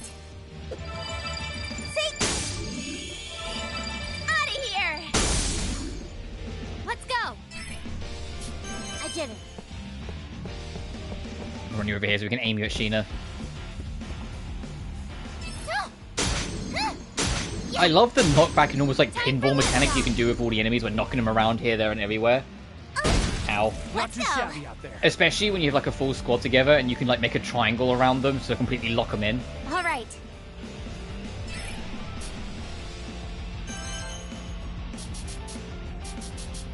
Oh, it is in a field. Okay. All right. I'll just try and do. I'll just do this to try and get another skill. 40%. Out of here. No luck. Took you down. I won't 100% the skills because some of them are hyper precise and take a long time, but I will try and get as many as I can. What I will do though is oh right, you can actually set your default here, right? I'm going to set that.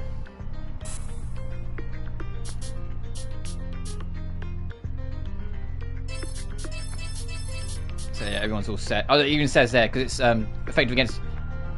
Oh no, she's got star. Her attack's star. Never mind. And it says effective against moon. So it's moon beats star, star beats star beats moon, moon beats sun, sun beats star. So it's the other way around that I thought it was. So it's going to set up the command list.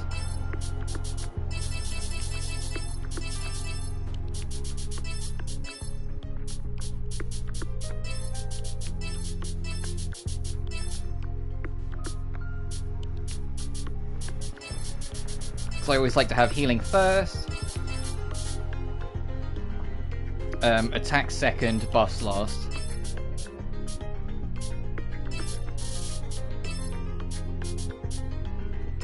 Oh, and also I also have their super like right at the top.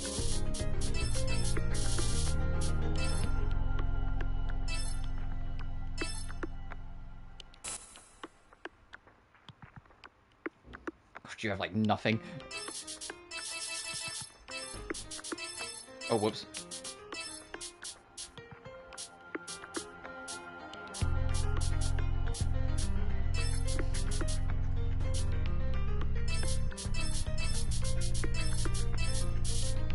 Oh, you really only have this, and that's it for your attack. Hey, Lily, learn another attack. I forgot that Lily's kind of not fantastic. I think I remember saying in my Let's Play that, like, the issue with Lily is that she's great in early game, but she kind of runs out of worth later as the game goes on. And I'm kind of, like, remembering. Oh, it's the opposite of what we started with. I'll take it. Works.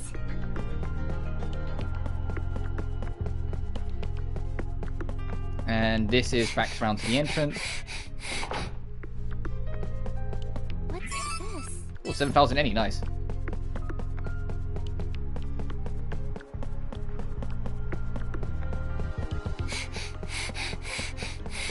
Stop breathing like that, please. Oh.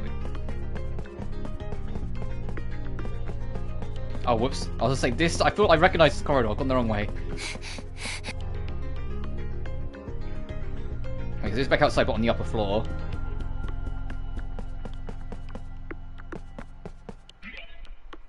And it's just double checking something else in reality I need to do. Good. Yeah! Successful ambush. Also, in my Let's Play, if anyone decides, because they are curious about like defense and whatnot, in my Let's Play, because I could, Alright. Oh, I accidentally set it to heal. Whoops! I thought I set it to this. I'll have to change that. Alright. If I've encountered the enemy before in a fight, I edit out that encounter, and I do that in all of I did that in all of my JRPG projects. If it's an enemy I've already fought, I don't show off the fight. I only show off the first fight with a unique enemy, so I can explain what they're like. That enemy's going to corrupt. I need to kill them. Let's go. I did it. Can I get all three?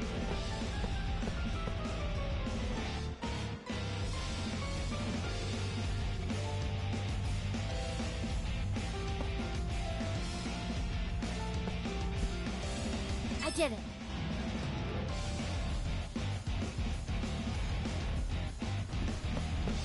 I did it.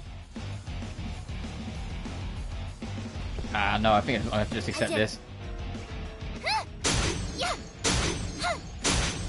Right there. I'll see what I can Performed do. our duty. Ow. No, leave Sheena alone. Ah. Leave it to me. Keep going. All right. All right. See? Home run! Took you down. I won't go easy on you. I did it. Yeah. Right there. We performed our duty. Well done. I've got so much like that stronger.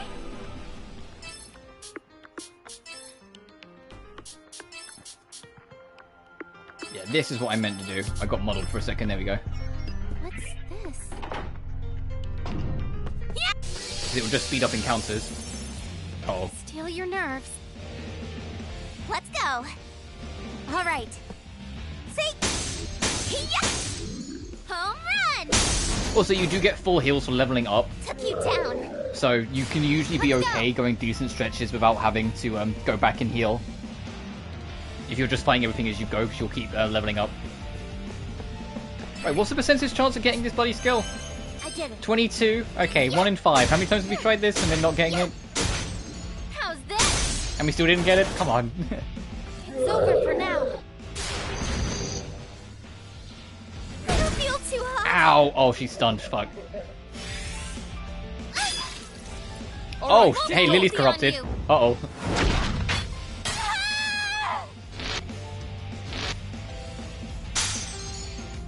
Brace yourself. Here you go. Huh. Weak. Scared. So annoying. Take that! Who gave you permission to die? Who gave you permission to die? Alright, Lily, calm it down.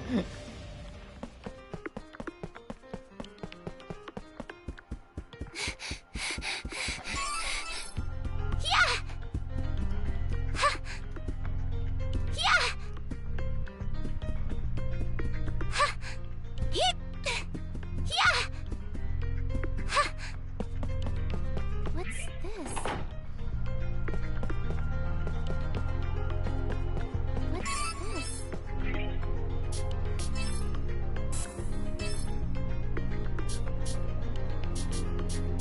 Hey, that bow kind of... no, I'm not using it. I know her agility's boosted, but fucking no. What's this?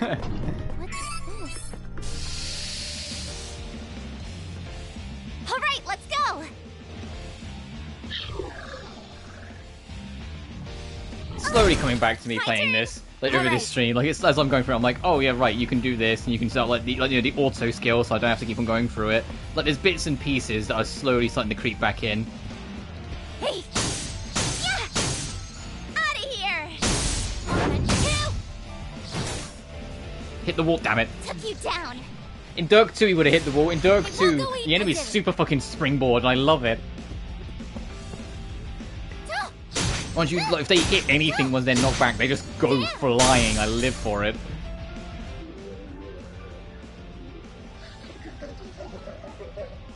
I'm curious to see how, like, because they did make a lot of quality of life changes for Dirk 2. I'm curious to see what, like, quality of life they'll do for Dirk 3. Alright. Or, like, what they might evolve or change in the formula since it's been, you know, a good number of years now. I'm kind of curious to see if they've, like, sit there and go, oh, we could do this, but, like, take it this direction, or, you know what I mean. The rest to me. But we've got Code Z first, and if Code Z is even half the game I think it is, I think I'll be playing it for a long while, because I live on Mystery Dungeon-esque games, and I haven't had a good Mystery Dungeon-esque game to play in, well, since real Mystery Dungeon. Great work, everyone. I said I haven't played Chocobo Mystery Dungeon, but every time I looked into it, it looked kind of just okay. Like, I'm sure it's fine, but I was just kind of like, eh.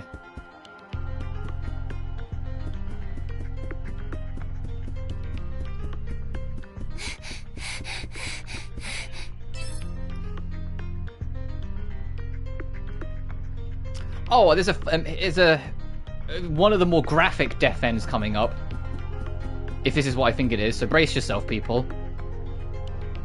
This is, hey, there's a death end we can trigger here, which is one of the reasons why I have a content warning in the pin in the chat for like violence and gore, because it's going to be very violent and very gory. I just got to remember how to do it. So I think it's like you get separated from Lily, and then you have to backtrack, like you have to leave.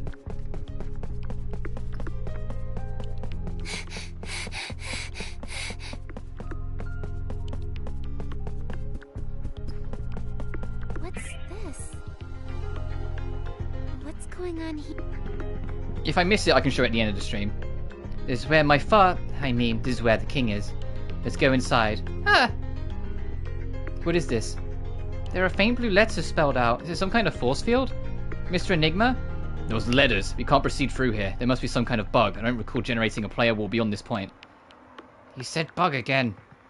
Oh no, that was Lily. He said bug again. I'll have to check the source code. If I can find where the error is, it should be able to pass through without a problem. What's this? Oh, right, is this a... Yeah, go to reality bit. Alright, it's when we come back.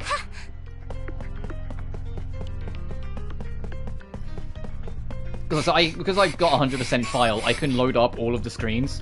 So I can show and explain anything that I miss if it's got like a big cinematic to it. But that's one of the bigger death ends. The bigger death ends are usually the ones that require you a little bit more thought on going, well, hang on a minute, what if I just did this for it to work?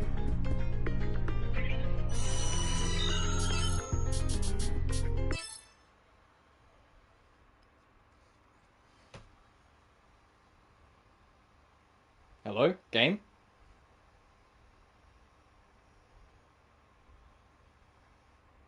Game? Okay, there we go. Jesus, what the fuck? that was a while.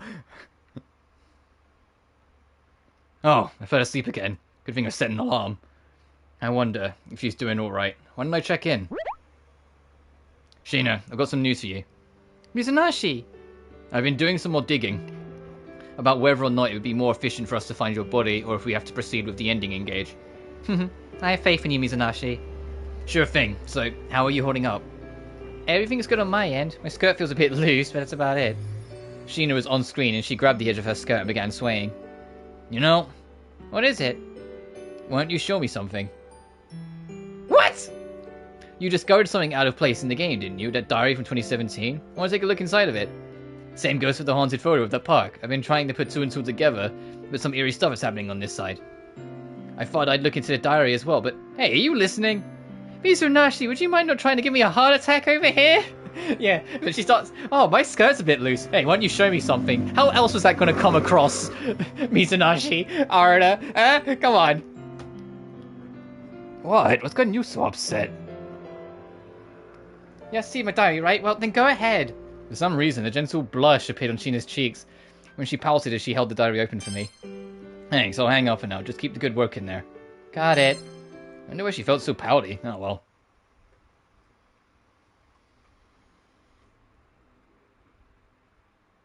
I began looking through the pages of the diary, reading the handwritten text as one normally would. But as I flipped through the diary, its contents are becoming more and more unusual. To me, it looks like the work of someone suffering a psychotic breakdown. They're coming. They're coming. The window's broken. There's no light. I've been holding my breath. How did it know that I was here? It's coming. It's coming. Coming. It's coming. It's... Come. Come. Don't open the door. Don't open the door. Please. Don't open it. Don't open it. I'll kill you. Tokyo, Sagami City, Takaikawa Town, 23-9, Sakuki Apartments 204, Shuzu Kitamura. This scribbles are weird as hell, Wait, there's something scribbled in the end here. An address. Is this a real apartment? This journal had been seemingly generated inside the world's odyssey, had an address written from our world, so I looked it up. To my surprise, it was real. The address's location was approximately 10 minutes away from my apartment by bus. The rush of adrenaline made me sick to my stomach, but the picture of the park came to mind. There was no telling what I would find, but it brought me closer to solving what was going on. I'd have to make the trip.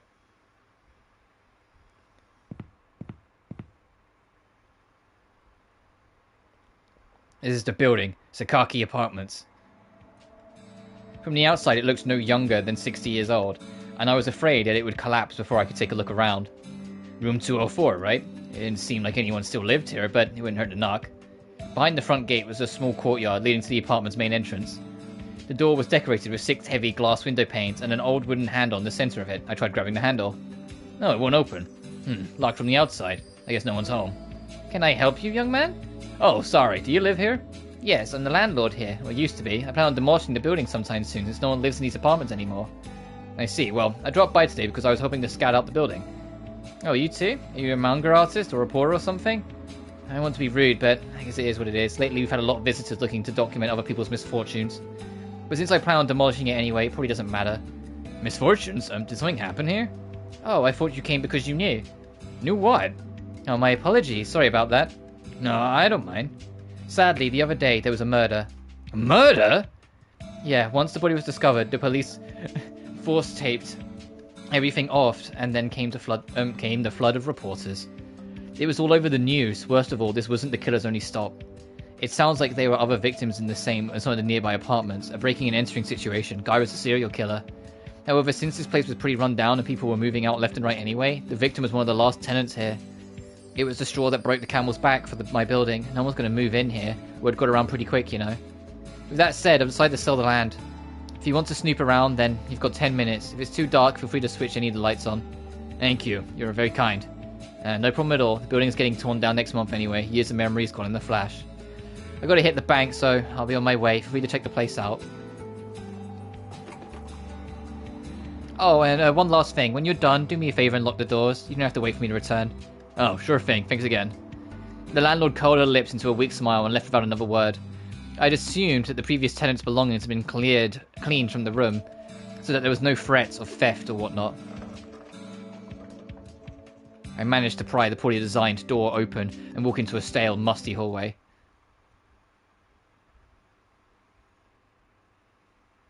The smell of arid decay filled the dark room. I covered my nose and turned on the light. He's saying that out loud. 204. The room must be on the second floor, right? I travelled up the staircase, each step creaking underneath my feet. A discoloured, faded placard was located in the centre of the door. 204. This was supposedly the room where Shuzu Kitamura had lived, at least according to the diary. Even with prior approval, I felt somewhat guilty of entering someone's old home. I wiped the sweat off my brow and shouted out despite not expecting anyone to answer back. Excuse me.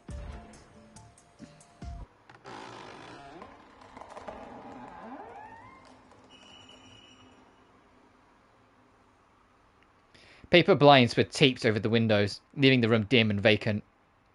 The air was stagnant, eliciting a wrench from me before I covered my nose with my sleeve. There was a prevailing sense of mildew on the account of a leak in the ceiling. The face and hands felt sticky from the humidity, which only made me more uncomfortable. Ugh. Well, I was expecting a pool of blood when I turned the lights on, so that's a relief. Like I expected, all the previous tenants' furniture had been cleared from inside the apartment. It was eerily empty. Welcome back. Huh? Did I just hear a voice? Or was that someone outside? Huh?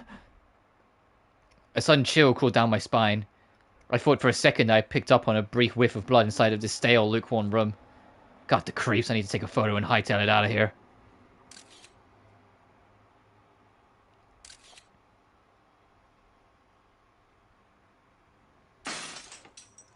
Huh? What happened? The lights! I turned on my phone's flashlight and tried flicking the lights back on.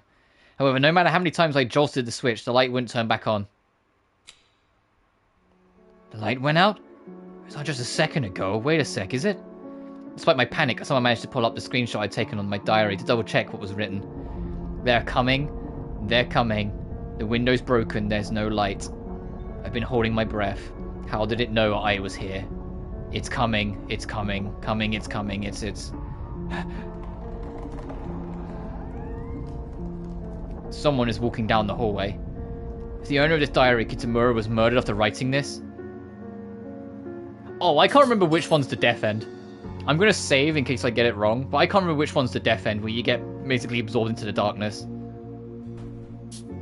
It couldn't be paranormal. I can't run away from this. I full of any doubt echoing in my mind, and I reached down towards the shadow. In the next moment, I saw it. I became the shadow-like thing, and in turn, it became me, smiling as it left the apartment. There is no one who could save me from this fate.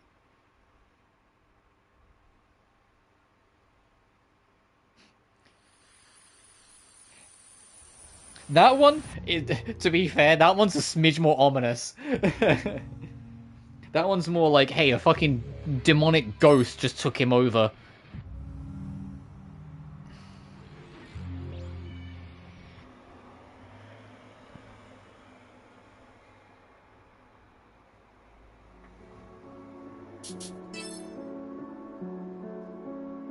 You'll be killed, you'll be killed, you'll be killed, you'll be killed. Where is that voice coming from? I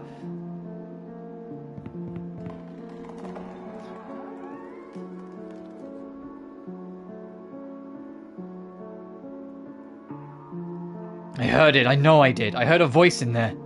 I jumped out of the room, sprinting down the hallway and tripping with nearly every step.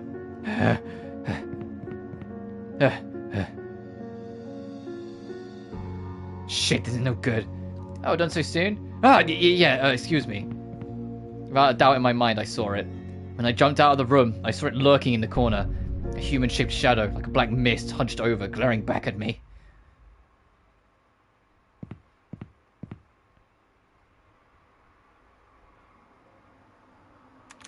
I ran back home and immediately sat on my computer. I tried looking up any articles related to murders at the Sakaki apartments, but it was just like the photo of Yamabushi Park. What the hell was that? However, it wasn't until afterwards that I had been confronted with something even more terrifying. When I looked back at the photos I'd been quickly snapped, I found another mysterious string of letters. It had to be related to whatever had been occurring inside the World's Odyssey, right? The two worlds were now bleeding into one another, a tangled web of insanity that was engulfing every aspect of my life. Its tendrils were spreading, infiltrating my reality to an extent that I couldn't control.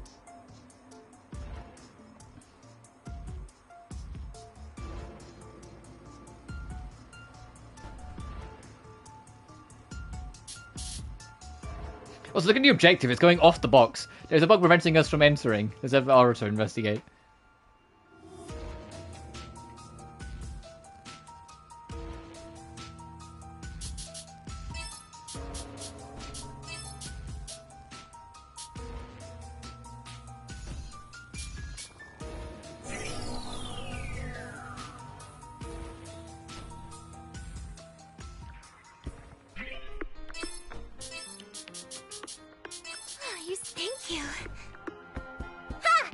Whoops. Save again. And now we're going to try and proceed forward because it's the first, like, more cinematic death end that we can try and get now. Now we've had our creepiness.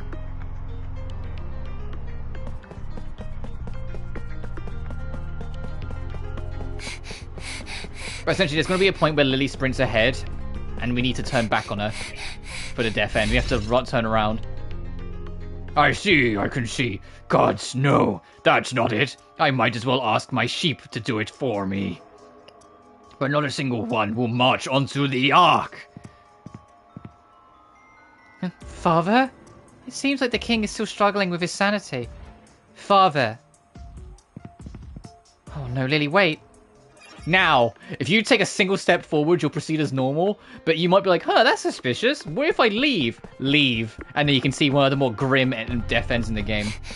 I can't remember if you have to just leave this room, or if you have to leave the whole castle. Sheena, what are you doing? Yes, time for the... Alright, time for this. Hey, violence warning. If you're not comfortable with this, I will, like, let you guys know. It'll be, like, about 2-3 minutes, but it's going to be very fucking violent. Okay. I'll let you guys know when we're back to normal for anyone who wants to, like, look away. The door! No! Lily! Lily! Please let me in!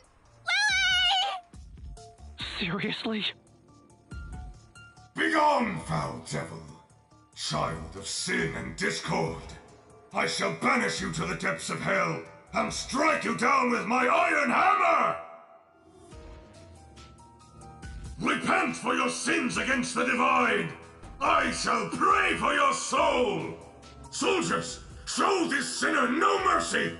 Heavens, grant us the strength to punish those who defy you! Father!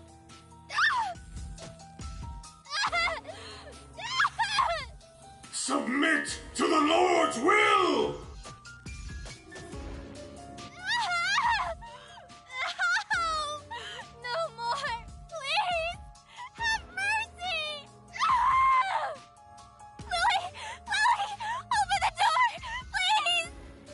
The devil must be killed 3 times for its soul to perish for eternity.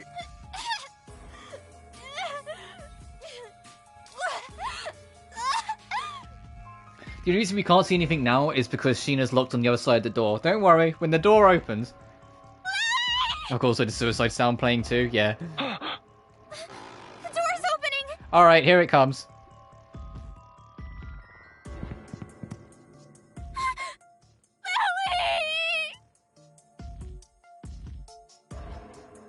Sheena, don't look!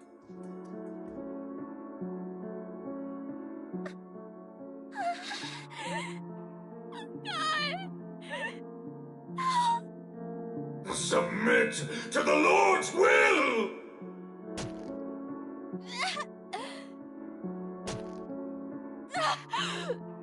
Stab her! Stab her! Only with a body cleansed by our blades will she enter the gates of heaven! Lily! Lily! You've lost your minds! You monsters! How could you do such a thing? Who dares interrupt our ceremony? Crap! Sheena, get out of there! The palace is done for! The door's closing! What? Execute her! Slice into her bowels and rip out her entrails for all to see! Sheena, run! The kingdom is dead. Our soldiers dead. Your so-called subjects dead. The land, once fertile and brimming with life, withered to nothingness. Die. Die! Die! Die!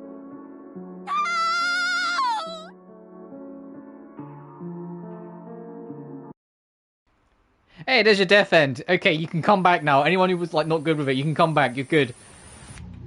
Obviously, like, yeah, like, it's one of the things that I'm a little nervous about with Code Z, is that, Code Z, has a higher age rating in Japan. Like, this in, like, I don't know what it is in the US. I imagine it's, mature. But, in Japan, it was, like, 1 step below the highest. the age rating is now the highest in Japan for like Code Z, and they've made it very clear that that was a deliberate choice so they could be more violent and be more ferocious in some of the death ends and some of the scenes moving forward for both Code Z and Death End 3. And I'm like, oh, goody. Oh, whoopee. That's exactly what I want to hear. Oh. And we've already seen a few teaser screenshots. Yeah, they are a lot more bloody and a lot more like body parts and dismemberment and like just in general like very deeply uncomfortable in some areas. And I'm like, oh, that'll be great when we get to Code Z. Oh boy.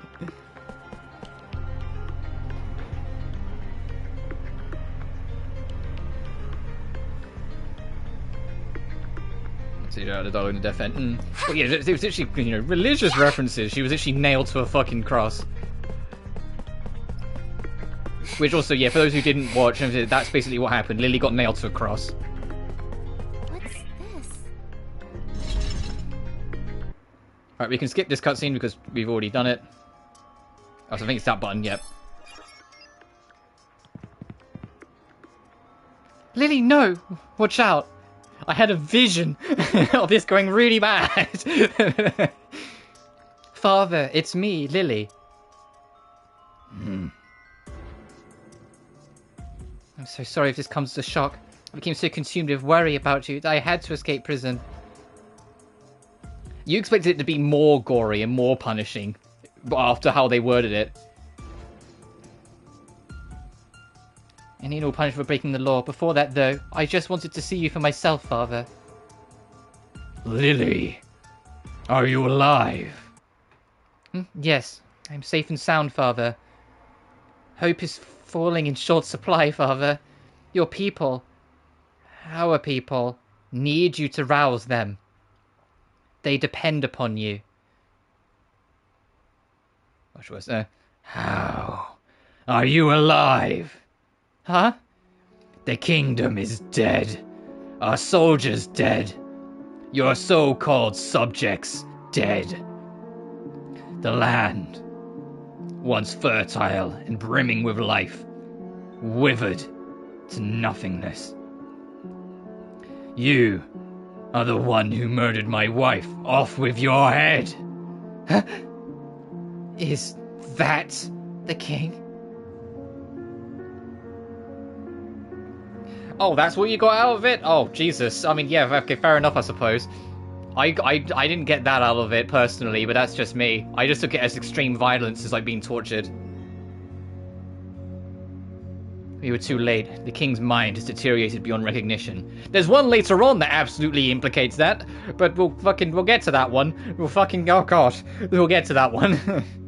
That's the one that I'll be like super when we get to it. Like, hey, if you're not good with this, fucking come back later. It's like, stop watching now. Like, I will be super like warning about it because it's borderline not implicative. It's very visceral.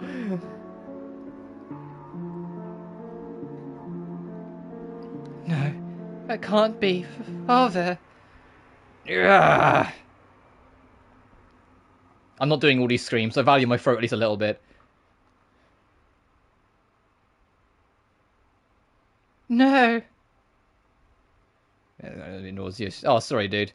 But that's why content warnings exist. As I said, it's like it's very high violence, and that's why I give them. So like things like that make you uncomfortable. You can try and dodge it. Oh, and meanwhile, here comes this banger. Just what the hell is that thing? Lily, get back.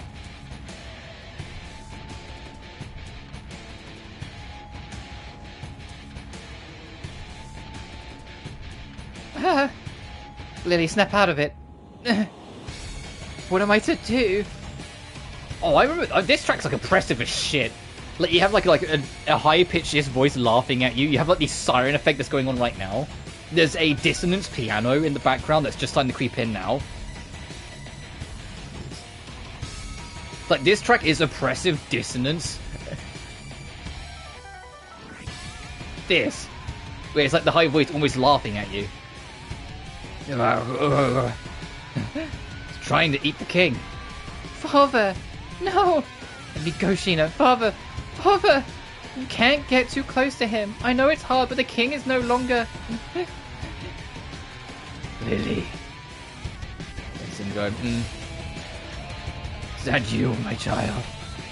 My sight has been stripped from me. I'm hard of hearing. Father, you still in there? Is that really you? Your heart brims with love. I believe that you could never have murdered the queen.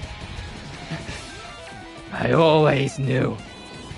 But my will is being manipulated by larger, more sinister forces. You must forgive me, my child. I'm truly sorry. Father! War accomplishes nothing. It is a virus that consumes you, that strangles your wayward heart until it's too late. Once the evil takes hold of you, the crown will lose its power. The kingdom will sink beneath the ground, and our future will fade into darkness. My favourite track. Running Out of Miracles is my favourite, but that's also because of the context. You're literally death fighting the devil. You're possessed by death fighting the devil. Of course the music should be insanely heavy. It's like when you're playing BlazBlue and it's Ragnar versus Izanami at the end of the game. It's two different incarnations of death scrapping it out. The music should rip. And then it does. You hear the world's end and it's like the sickest shit you've heard.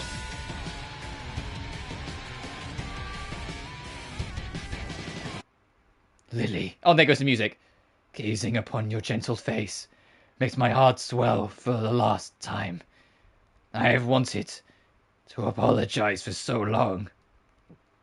Father. Take care of this kingdom and of its people.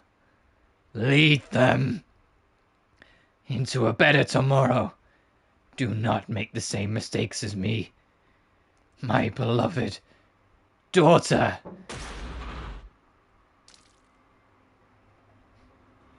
That's such a Mary Skelter arse blood effect. I'm sorry. Just if that was pink, that would literally be straight out of Mary Skelter. I wouldn't even be surprised if that was like a borrowed asset. Sorry. Father! No. Father.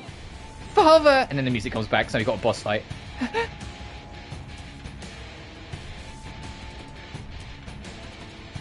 It's coming. Get ready. Lily, hang in there. You have to stand up for the king's sake. I'll avenge you, Father. What the hell was that? Never seen anything like it. Me neither. This has to be the work of some third-party hacker. Or maybe that monster is the result of some kind of bug mutation. God damn it, it's bigger than any Atoma we've seen thus far. Maybe Atoma Queen would be an apt name for it, no? Why Queen? Well, she's enormous. I liken her to a queen bee, or perhaps an ant queen. Let's destroy it. Lily?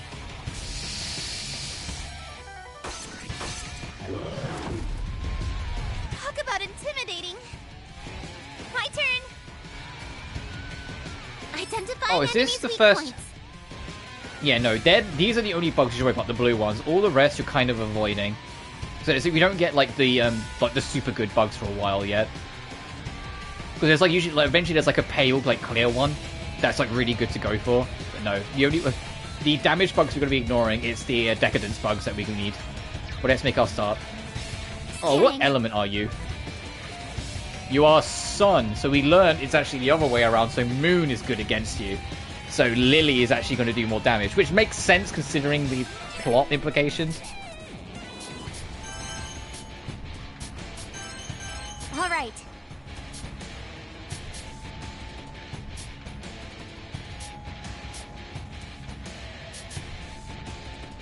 All right.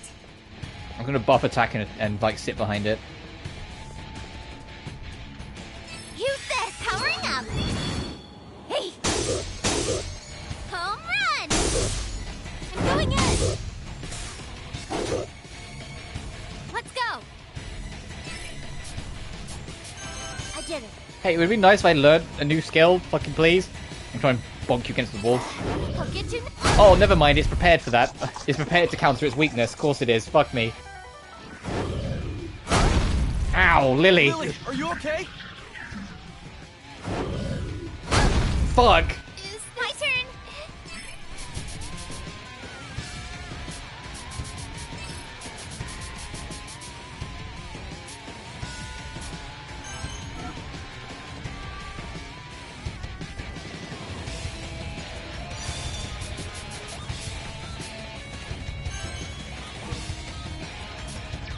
Alright. I can still fight. Heal. Thank you. Leave it to me. Oh, I get to go again? Fucking hell yeah. I guess it did have its turn like several times over. Alright. Hey! I completely forgot about the counter shit, and I remember hating it. I remember like later on, it's like some enemies just like, if it's all physical attacks, they counter you. And shit like that. But I think this one, it's all ranged attacks. It's like to try and counteract Lily.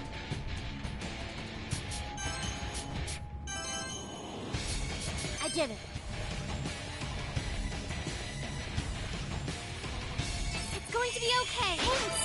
I've got you. The heal bullet. Yeah, okay, so she can't attack. Because it counters either range or counters its weakness. Lily, are you okay? Alright.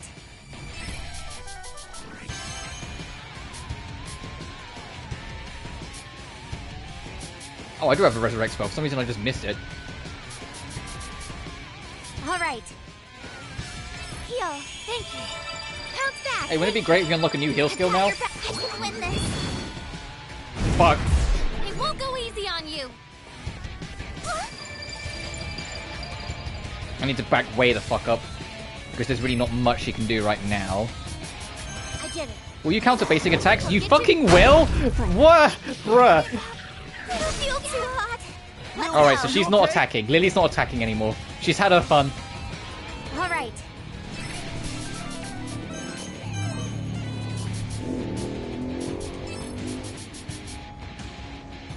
Alright. Hope this helps. I owe you my fame. Heal. Thank you. This should work.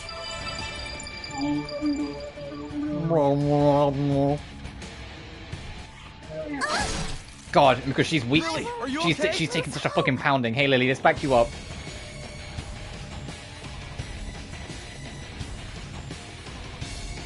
Put you like here.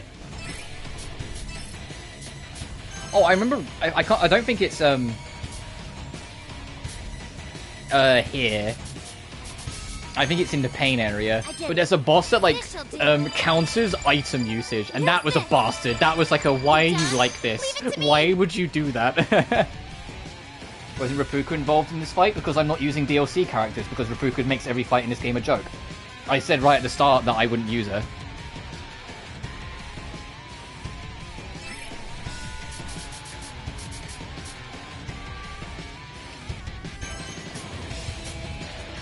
Alright. She's way too strong. She eviscerates it. She's fun for like I treat Rapuka as a new game plus. Out of here. I'll handle this. So, yeah. No. If I show you, I don't. Ow! I think she's Moon. Are you okay? Lose hope. What does it say? Actually, no. She is Star Base. It is probably Star. It's no. It's sorry. It's fucking Ashina. That is Moon. I got it the wrong way round. Let me know. Sheena is Moon, she's Star, and this thing is Sun, and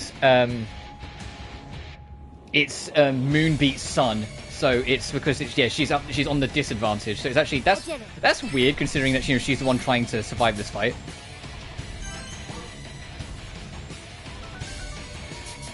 You know, considering it's her fight to get revenge for like her dad. I did it. I was gonna keep her over here then. This shall do. Doesn't work. My turn.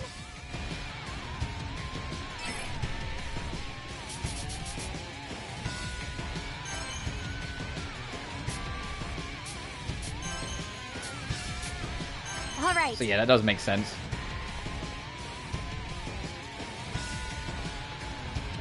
I'm gonna try and keep her as far away. Like I wanted to just prioritize Sheena.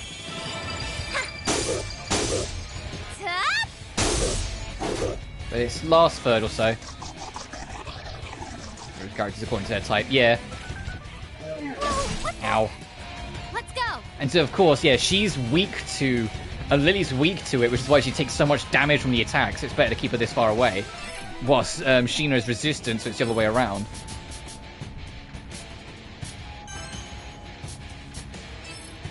And now I'll use another patch and just keep on guarding, just in case it starts to turn on her. Was this expensive? Leave it to me.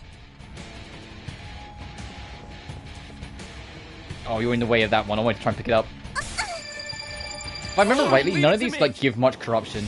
Oh no, these give 8 perks pop. Oh no, never mind. I forgot there's a level system in this game. If you out-level the corruption, it doesn't give you 8, it gives you less. I completely forgot about that. That's Death End 2 where they get rid of the level restriction, so if it says 20, it always gives you 20. Okay, my plan to say I don't want to stream for the hottest hour of the day is after this boss fight's done, next actual rest and stop point, I was going to stop there.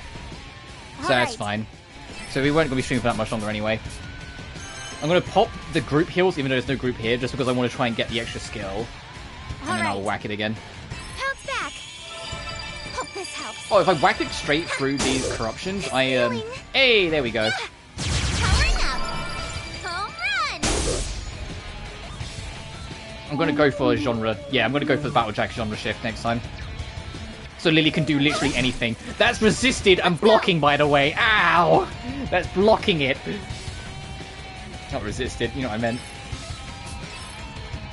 Shoot that bitch. Give him hell. Firing off. Hey.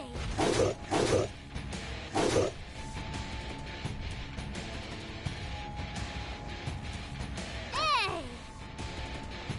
My turn. Fuck, did I miss? God damn it, it was too far away. Alright. Wait, what was the new skill? Recovers HP, slows units, and fixes corruption. Oh, okay, so that's like...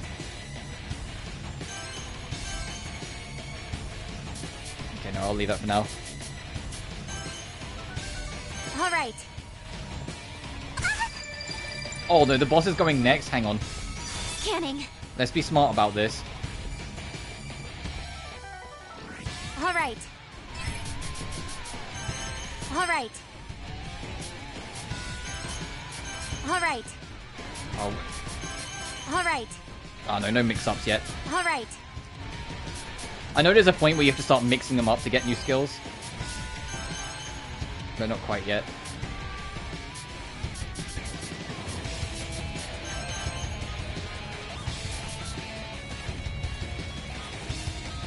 Alright.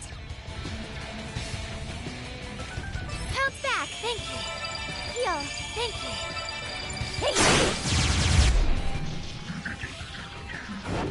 This is gonna hurt. Ow.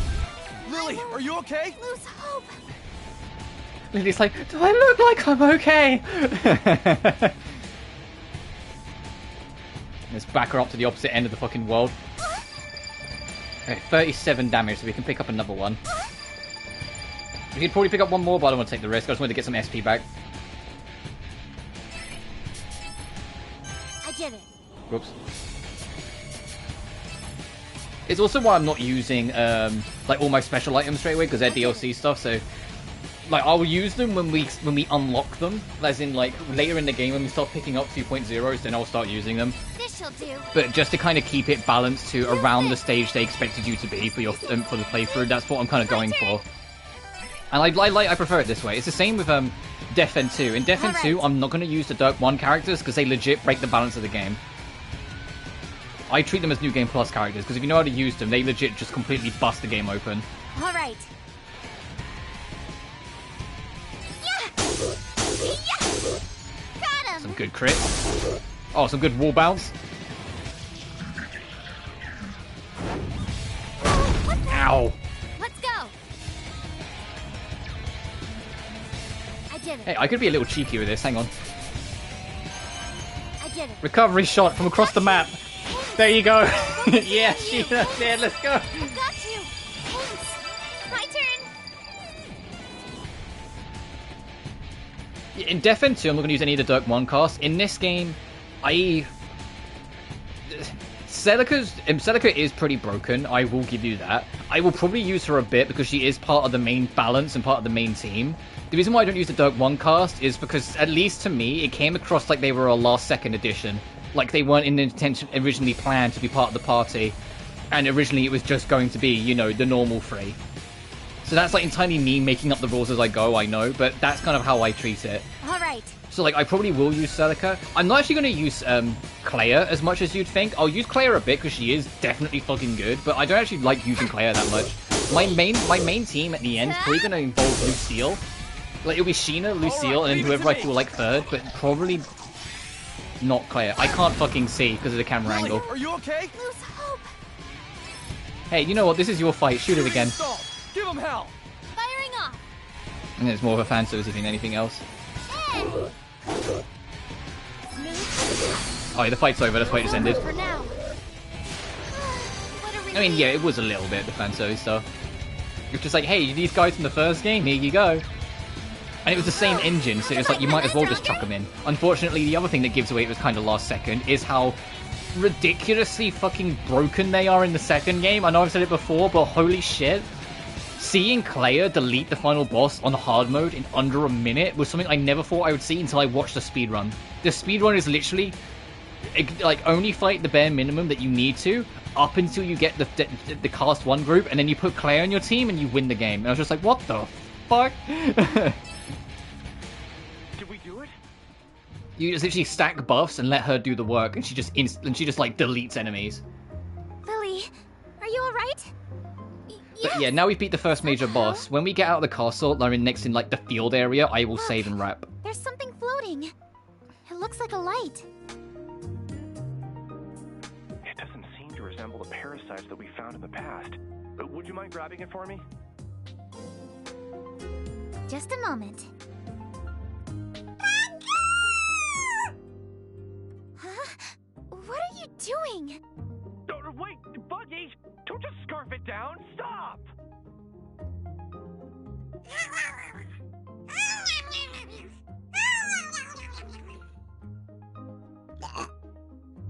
Oh, man. Damn thing must have been starving.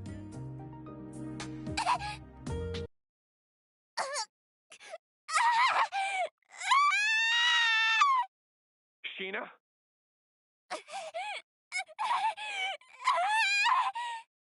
What's the matter? Snap out of it! Sheena!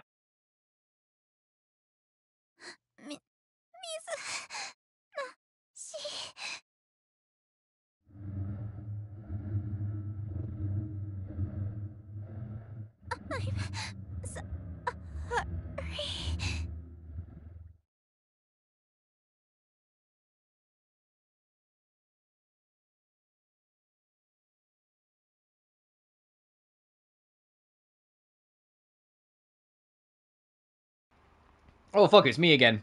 Sheena! Who is that? Sheena! Mr. Enigma? Lily? Are you alright, Sheena? Can you move at all? Are you hurt? How many fingers am I holding up? Mr. Enigma, you don't really have any fingers, but I don't think I'm injured at all. I see. Man, don't scare me like that. You really freaked me out back there. I'm sorry for worrying you. Huh? I was dreaming. Dreaming? Just now? Everything went black, and I was all alone. I dreamt that I was stuck by myself in some sad place, hugging a tiny ball of light. A sad place? Can you be more specific? I don't know anything else, just how it felt. Does this place seem familiar to you at all? No, but I couldn't help but feel nostalgic nonetheless. I see. Sadness and nostalgia. My guess is that your lost memories are returning to you in fragments, slowly but surely coming together. Sheena, I'm so glad you're alright. Hey, Lily, right back at you. How are you so noble and brave? The king, I mean, your father, couldn't be saved. Oh, another track I absolutely love, because I'm a sucker for pianos. Yes. He... I'm not going to do the crying sounds, but you can, because I think I'll dampen the emotional sincerity if I start going, wah. Lily.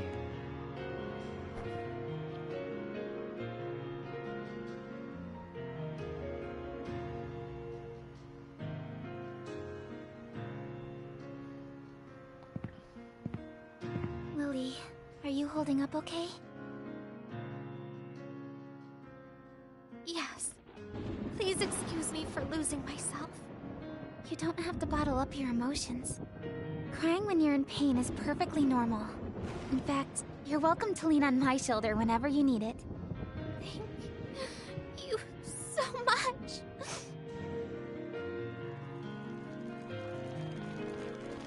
Princess! Chief Knight Gilsura? You've brought the others, too. Were you alive this whole time? Yes, milady. By the time we had arrived from our expedition, the palace was lost in a state of turmoil. Although we were able to get to the king's chamber, it was horrific in there. Forgive me, milady. Where is His Majesty? Allow me to explain. And who might you be? Let's just say that I'm a friend of the princess, who helped her dispose of the monsters inside of the castle. Oh. Then you have my thanks for aiding the princess. Oh, well, I'm just relieved that it doesn't seem like you're about to whisk her away back to prison. Don't remind me. I'm happy to hear she still has allies. Let's cut to the chase. The king and all his guards were murdered by a swarm of martyrs and Entoma flooding the castle. What? Is that true? Yes, it is. This must be some sick joke. How am I supposed to take some charlatan dressed in a bear costume seriously? He's playing a trick on us. That's right! How dare you claim that His Majesty is dead? Calm yourselves, men. Hold your tongues. But Princess, does this bear speak the truth? Yes. I was present when my father passed away. Very well. Okay, let's discuss what should be done next. Lily, what is it that you want to do? I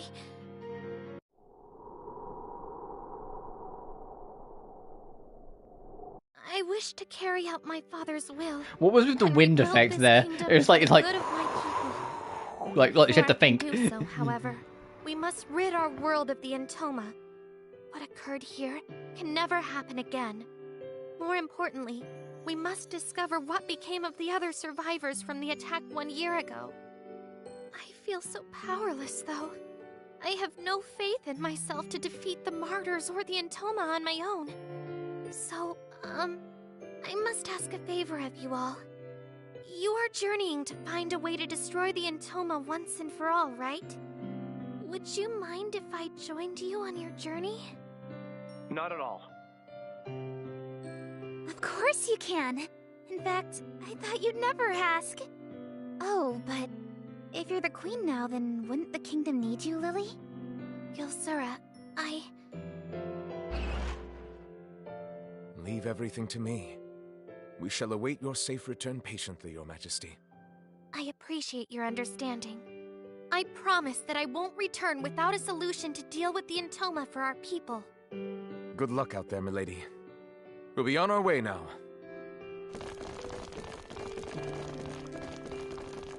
Man, that guy was intimidating. Talk about convincing character design. They're gone. Yes, the kingdom is in good hands. There are many citizens whom I trust to lead our people, who have withstood the madness of the Entoma. Got it. In that case, Lily, let's get out of here. Okay. Oh, Lily, you're such a sweetheart. There. She likes her. Oh, what's gotten into me? I'm sorry. You have nothing to apologize for. Being your shoulder to cry on makes me smile. We can do it anytime you want. Do what anytime I want? How forward of you. We should head out soon, yeah? I don't want to interrupt another lovey-dovey moment, but there's still a lot we need to cover. Lovey-dovey? I'm so sorry. Yeah, Lily's like, oh shit, I've been she's been spotted. But Sheena's too fucking naive to notice that people are making moves on her. Odysseia? I thought the mystical sky capital only existed in legends. The land nestled above the clouds, yes? Does such a place really exist? Of course it does. This might sound like hearsay, but there are plenty of records about people who had reached it in the past. According to folklore, the gates to Odyssea will only open for whomever can defeat Heaven's Messenger. For now, our best shot at removing the Entoma would be to purge the martyrs and the rest of the bugs from this world. Still, we might not have time to remove each and every bug we find. If there really is someone there in Odyssea, then maybe we could convince them to reverse the Entoma. But Heaven's Messenger was the beast responsible for the Entoma Scourge, right? How do any of us stand a chance at defeating it? About that, if God himself spawned this beast, then it could just as easily be resurrected. Either way, dead or not, finding it might be the only chance to enter Odyssea. We need to do whatever it takes to get in. That's so cool! Huh? You've lit a fire inside of me. I can't Oh, live I in love how fear of starstruck Heaven's Lily gets with Messenger if you're by Sheena. my side. And I wish they did more of this, but this kind of Sheena. ends up getting benched pretty quickly as soon as we get a third party member. Well, he seems awfully Because, you know, there's determined. another dynamic to the party, so these two can't just be like Sheena, these do you two. know the shortest route to Odyssea? Oh, I know! In order to reach Odyssea, we'll have to access the terminal.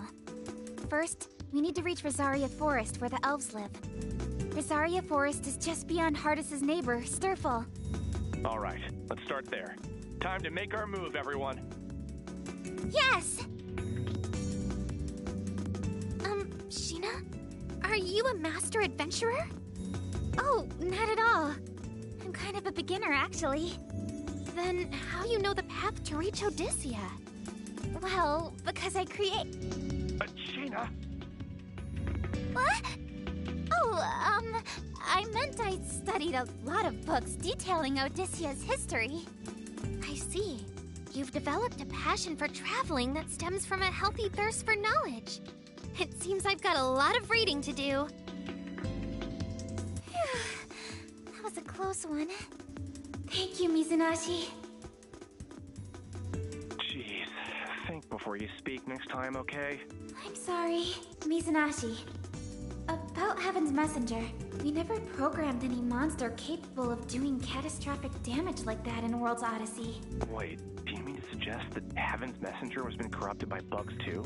Not corrupted by the bugs, but maybe it was the catalyst for where the rest of the bugs are coming from. I mean, none of the strange happenings occurred until after Heaven's Messenger ripped the sky open.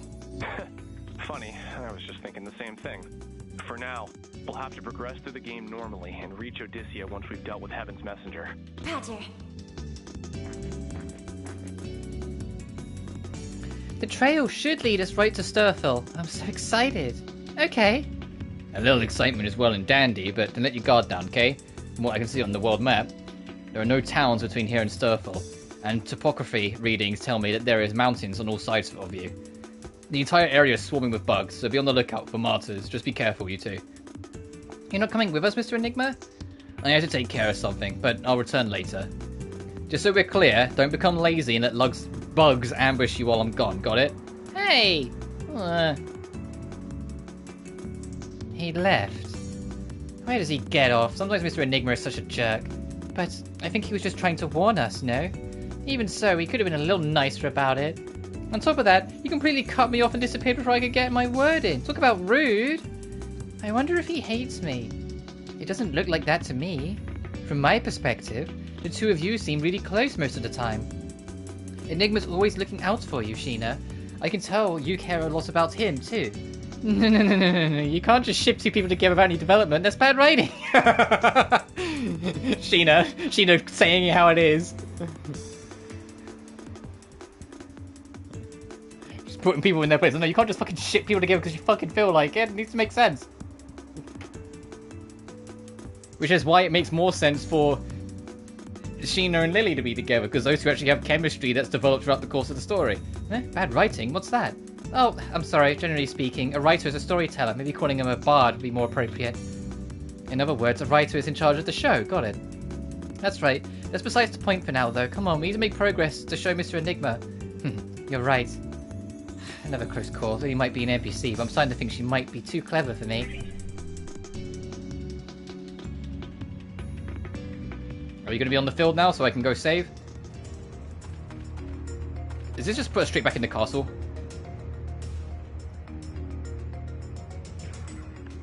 It does, okay. I'll proceed forward, try and find a save. That's the exit. Hey, there's a save.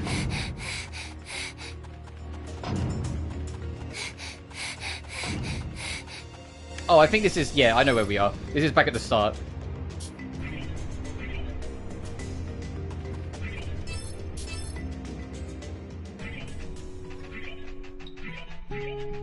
Nothing new to say? Okay.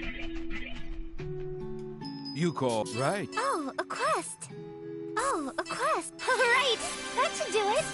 You called, right? How? Be careful out there. It's a jungle out there. Sorry. But I think that is a good point to wrap it for now. We managed to get all of Chapter 1 finished. We're on our way to the next location. We've got a party member in hand. Yeah, we actually got to play the game today. So, hopefully, assuming it still stays... I say it's still very warm outside, but it was a bit more manageable today. But assuming it still stays like this, I will see you guys tomorrow for more. But until then, thank you all so much for watching. Remember to like and subscribe if you haven't already. It genuinely helps the channel grow. Additionally, you can find my Twitter, my Patreon, and my PayPal in the description of every single video. But until then, you guys take care now. Peace.